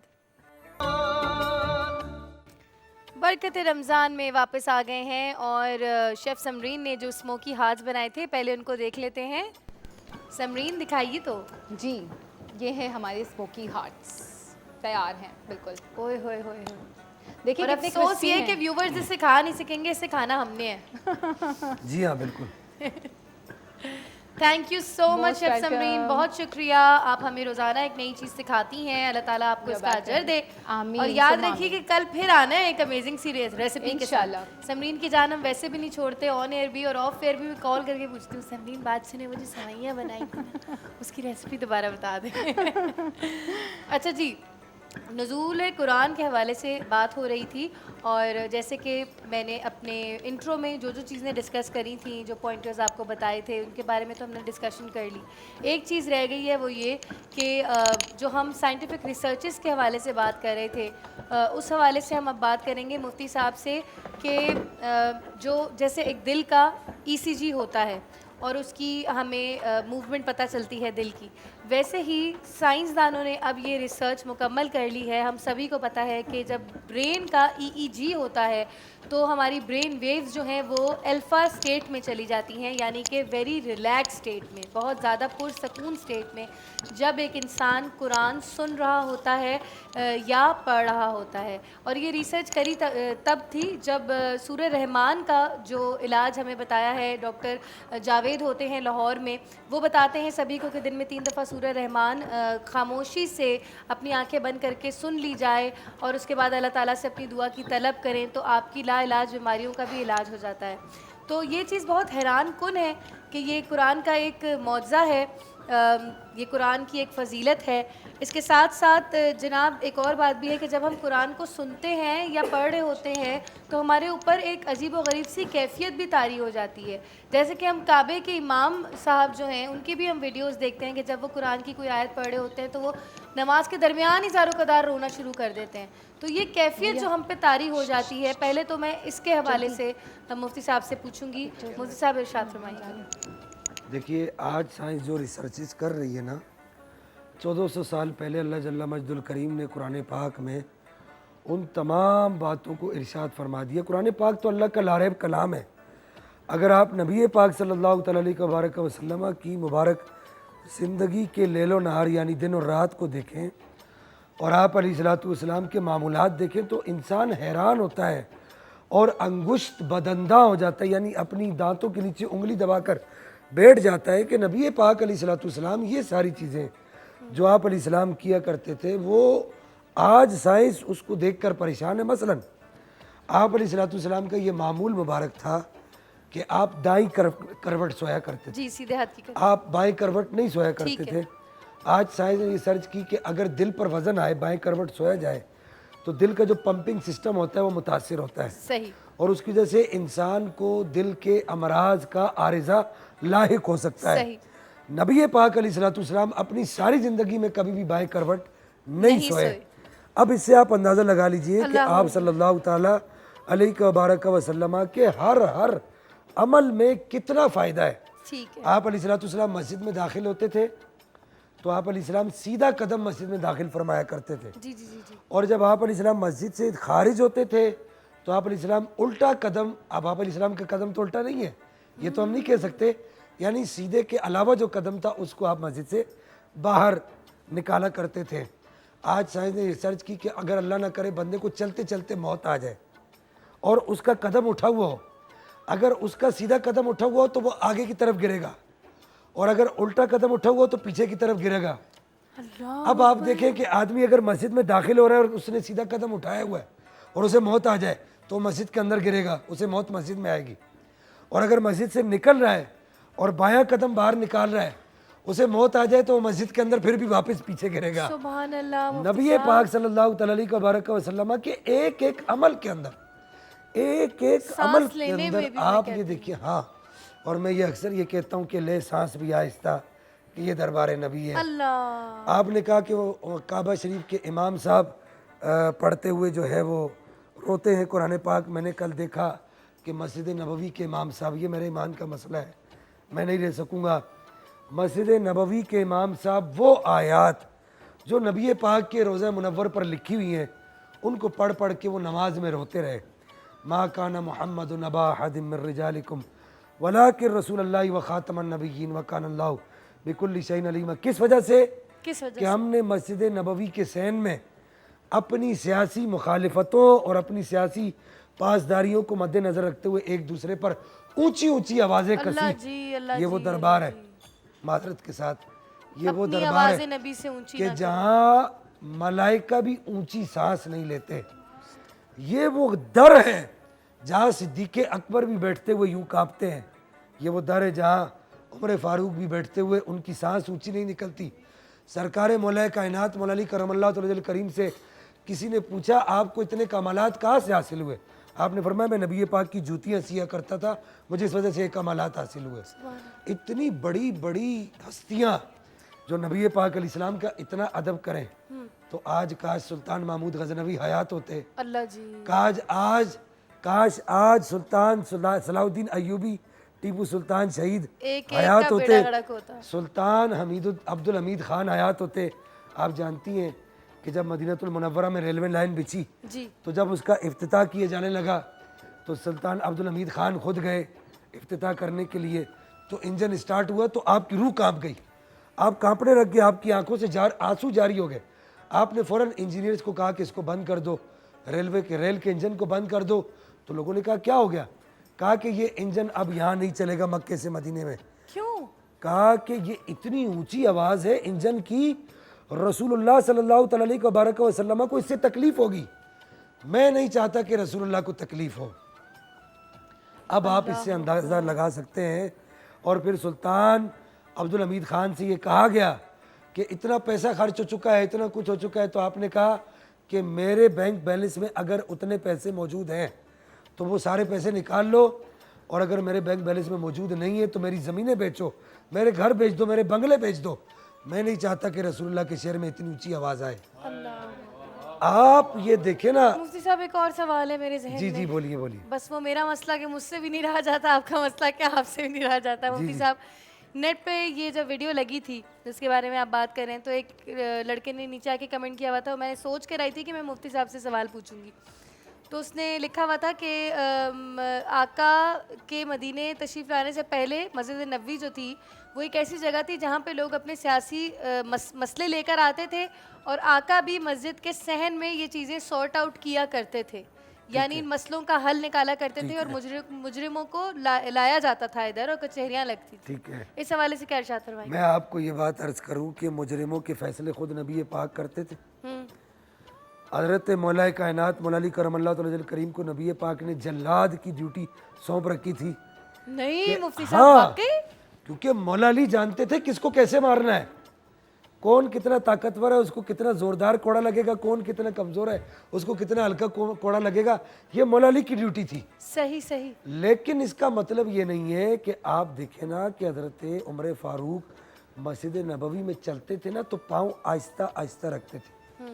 हज़रत अबू बकर सिद्दीक़ मस्जिद नबवी में चलते थे तो पाँव आहिस्ता आहिस्ता रखते थे, और फरमाते थे कि पाँव की धमक से कहीं रसूलुल्लाह को तकलीफ़ ना हो, फिर लोगों ने उस कहीं चीज़ को आप सल्लल्लाहु अलैहि वसल्लम की बेअदबी ना हो जाए। अल्लाह जी। वो जो सियासी फैसले हुआ करते थे पस्त आवाज़ों में हुआ करते थे, वो ऊंची आवाज़ों में नहीं होते थे। वो नबी पाक अलैहिस्सलाम की बारगाह का अदब जानते थे। मुफ्ती साहब, फिर एक और वीडियो मैंने देखी कि एक लड़का दिखा रहा है कि ये मैंने जूते पहने हुए हैं और यहाँ पे ट्रॉलियाँ चल रही हैं, ये मस्जिद नबवी नहीं है, ये बाहर दुकानों से लेके एंट्रेंस गेट तक की जगह है, यहाँ मुसल्ला भी नहीं हम बिछा सकते, ये मस्जिद नहीं है। अब इस हवाले से बताइए। नबी पाक सल्लल्लाहु अलैहि वसल्लम के मदीनतुल मुनव्वरा का अदब करना चाहे ना पूरे मदीना शरीफ तो का कोई बहाना नहीं है, और अगर ना करना चाहे तो लोग मस्जिद नबवी के अंदर भी चप्पल पहन के जाते हैं। यजीद ने मस्जिद नबवी के अंदर घोड़े नहीं बांधे, 3 दिन तक मस्जिद नबवी के अंदर अजाने आना बंद नहीं हुई। तो अगर आप करना चाहें तो यहाँ बैठ के भी मदीने का अदब करेंगे, और अगर नहीं करना चाहेंगे तो मदीने के अंदर भी नहीं करेंगे। ये कोई बातें नहीं है। हकीकत यही है कि हमने रसूलुल्लाह सल्लल्लाहु अलैहि वसल्लम के अदब को भुला दिया है। आप अलैहिस्सलाम का अदब मलूज़ खातिर रखना पड़ेगा। जिन लोगों से ये गलती हुई है वो जाके रसूलुल्लाह की बारगाह में माफ़ी मांगे। ये कल से हमारे जहन में सवाल फंसा हुआ था, आज इस सवाल का मामला तमाम हुआ। सवाल का जवाब मुफ्ती साहब ने बिल्कुल वाज़ेह तौर पे दे दिया है। छोटी सी ब्रेक पे जाते हैं, वापस आएंगे। साथ रहना है बरकत रमज़ान में।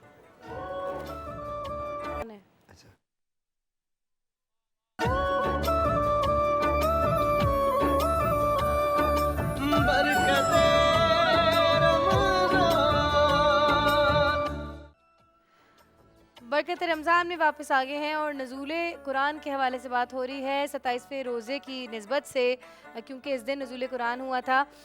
हम लोगों ने साइंसी तहकीक जितनी आज तक हुई हैं कुरान से रिलेटेड उसके ऊपर बात भी कर ली। और अब आते हैं ज़रा तिलावत कुरान पाक के हवाले से।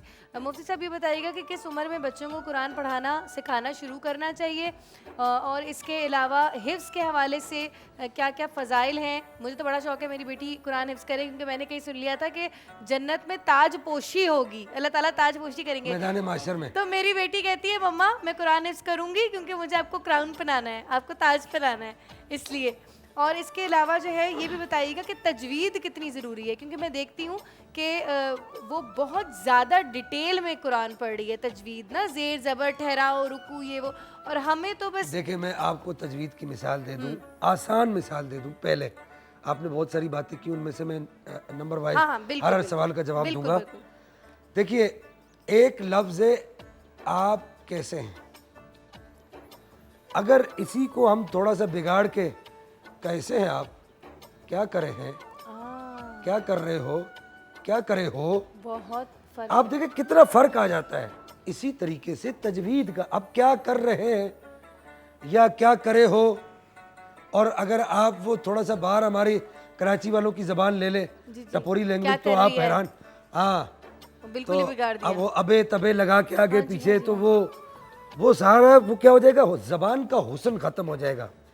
तजवीद कुरान का हुस्न है, सही। तजवीद रसूलुल्लाह की जबान के मुताबिक कुरान को पढ़ना है। सही। मिसाल के तौर पे अगर आप पढ़ते हैं अल्हम्दुलिल्लाह रब्बिल आलमीन, और आप पढ़ते हैं अल्हम्दुलिल्लाह रब्बिल आलमीन अर्रहमानिर रहीम, कितना फ़र्क है। और यही जो कुरान दिल से पढ़ा जाता है, यही कुरान दिलों को चैन देता है, सुकून देता है। हमने आप तो बात कर रही कि दिमाग रिलैक्स होता है, हमने वल्लाहिल अज़ीम रोज़े की हालत में हूँ और 27वां रोज़ा है, और आज वो दिन है जो 70 साल के बाद आया है, क्योंकि जब पाकिस्तान आज़ाद हुआ था शब जुमा थी, 27वीं रात थी, आगे जुमा का दिन था, तो 70 साल के बाद आज फिर वो रमज़ान आया है। तो मैं आपको ये अर्ज़ करूं कि मैंने अपनी आंखों से कैंसर के मरीज़ ठीक होते हुए दिखे तिलावत कुरान सुनने की वजह से। जी जी, मैं वो सूरह रहमान की बात कर रहे हैं। हाँ, सूरह रहमान, सूरह यासीन। अच्छा ये भी अर्ज़ करूं कि पूरे कुरान में से आप कुछ भी पढ़ें शिफा है। सही। सूरह फातिहा पढ़े शिफा है, सूरह यासीन पढ़े शिफा है, सूरह मुज़म्मिल पढ़े शिफा है, सूरह रहमान कुछ भी पढ़े पूरे कुरान में से शिफा है। लेकिन उसके साथ साथ ये भी आपसे एक आम बात मैं नाज़रीन से अर्ज़ करूँगा कि कुरान को सिर्फ बीमारियों की शिफा के लिए नहीं पढ़ें, कुरान को अमल करने के लिए भी पढ़ें, उस पर अमल भी करना है। बग़ैर अमल के कुरान पाक को नहीं पढ़ना। अब हमारा अलमिया ये है कि हम ये कहते हैं कि जी खा ज़बर खा लाम ज़बर ला, खाला का ज़बर का खाला का, हम ये जानने की कोशिश नहीं करते कि खाला का माना क्या है। मैं वो उसी सवाल की तरफ आ रही थी कि हिफ्ज़ करना ज़्यादा इम्पोर्टेंट है या आलिम बनना, मतलब इल्म उससे तफसीर पढ़ना ज़्यादा ज़रूरी है या हिफ्ज़ करना? आलिम का तो एक पूरा प्रोसेस है 8 साल का, 10 साल का। आलिम की फजीलत हाफिज से ज़्यादा है। आलिम आयतें पढ़ेगा, जन्नत की मनाजिल तय करेगा, और आलिम तफसीर बयान करेगा, करता रहेगा, वो जन्नत की मनाजिल तय करता रहेगा। इसकी 6666 आयतें ख़त्म हो जाएंगी, लेकिन उसकी तफसीर ख़त्म नहीं होगी, वो और ऊपर जाता जाएगा। उसका मकाम इतना बुलंद है आलिम का। सुभान अल्लाह, सुभान अल्लाह, ज़बरदस्त। मुफ्ती साहब अफ्तार का वक्त करीब है, दुआ फरमा दीजिएगा। अल्हम्दुलिल्लाह रब्बिल आलमीन वस्सलातु वस्सलामु अला अशरफिल अंबिया वल मुरसलीन।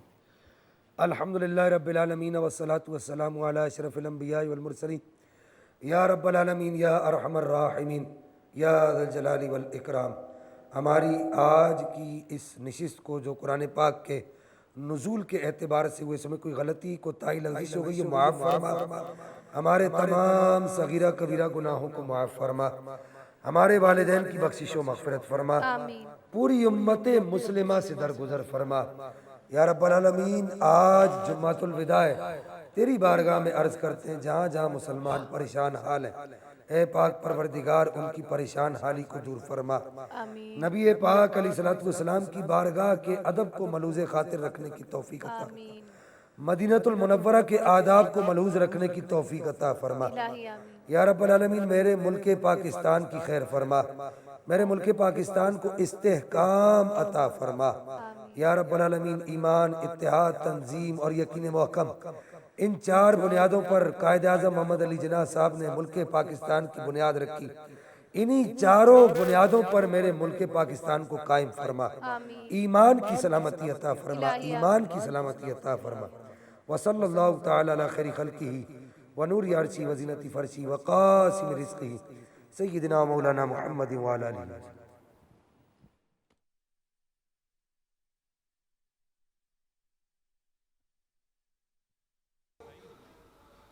अल्लाहु अकबर, अल्लाहु अकबर, अल्लाहु अकबर, अल्लाहु अकबर।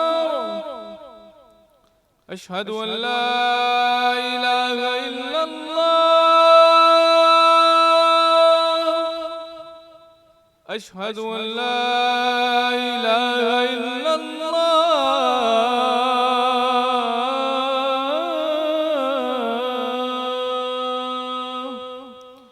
अशहदु अन्ना मुहम्मदर रसूलुल्लाह,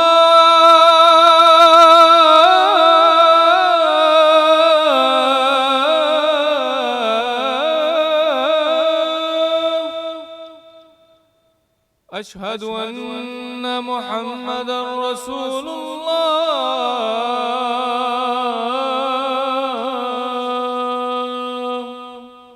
हय्या अला सलाह,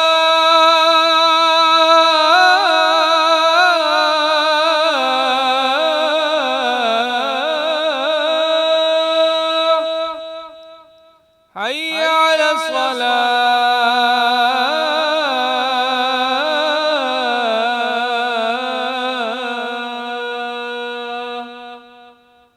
हय्या अलल फलाह,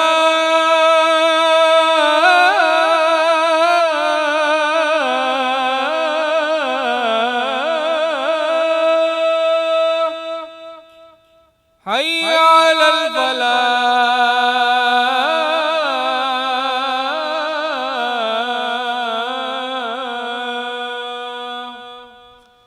अल्लाहु अकबर, अल्लाहु अकबर, ला इलाहा इल्लल्लाह। बिस्मिल्लाहिर्रहमानिर्रहीम। अल्लाहुम्मा रब्ब हाज़िहि दाअवति ताम्मा वस्सलातिल क़ाइमा आति मुहम्मदनिल वसीलता वल फ़ज़ीला वद्दरजतर रफ़ीआ वबअसहु मक़ामम महमूदनिल्लज़ी वअदता वरज़ुक़ना शफ़ाअतहु यौमल क़ियामा इन्नका ला तुख़्लिफ़ुल मिआद। सदक़ल्लाहु। शुक्र अल्हम्दुलिल्लाह, रोज़ा अफ्तार हो चुका है। आप लोग भी अब अपनी मगरिब की नमाज़ पढ़ें और हमारे लिए ख़ुसूसी दुआ कीजिएगा। कल फिर मिलेंगे इंशाल्लाह न्यूज़ 1 पे 3:45 पे। तब तक के लिए दीजिए दुआ मलिक को इजाज़त। अल्लाह हाफ़िज़।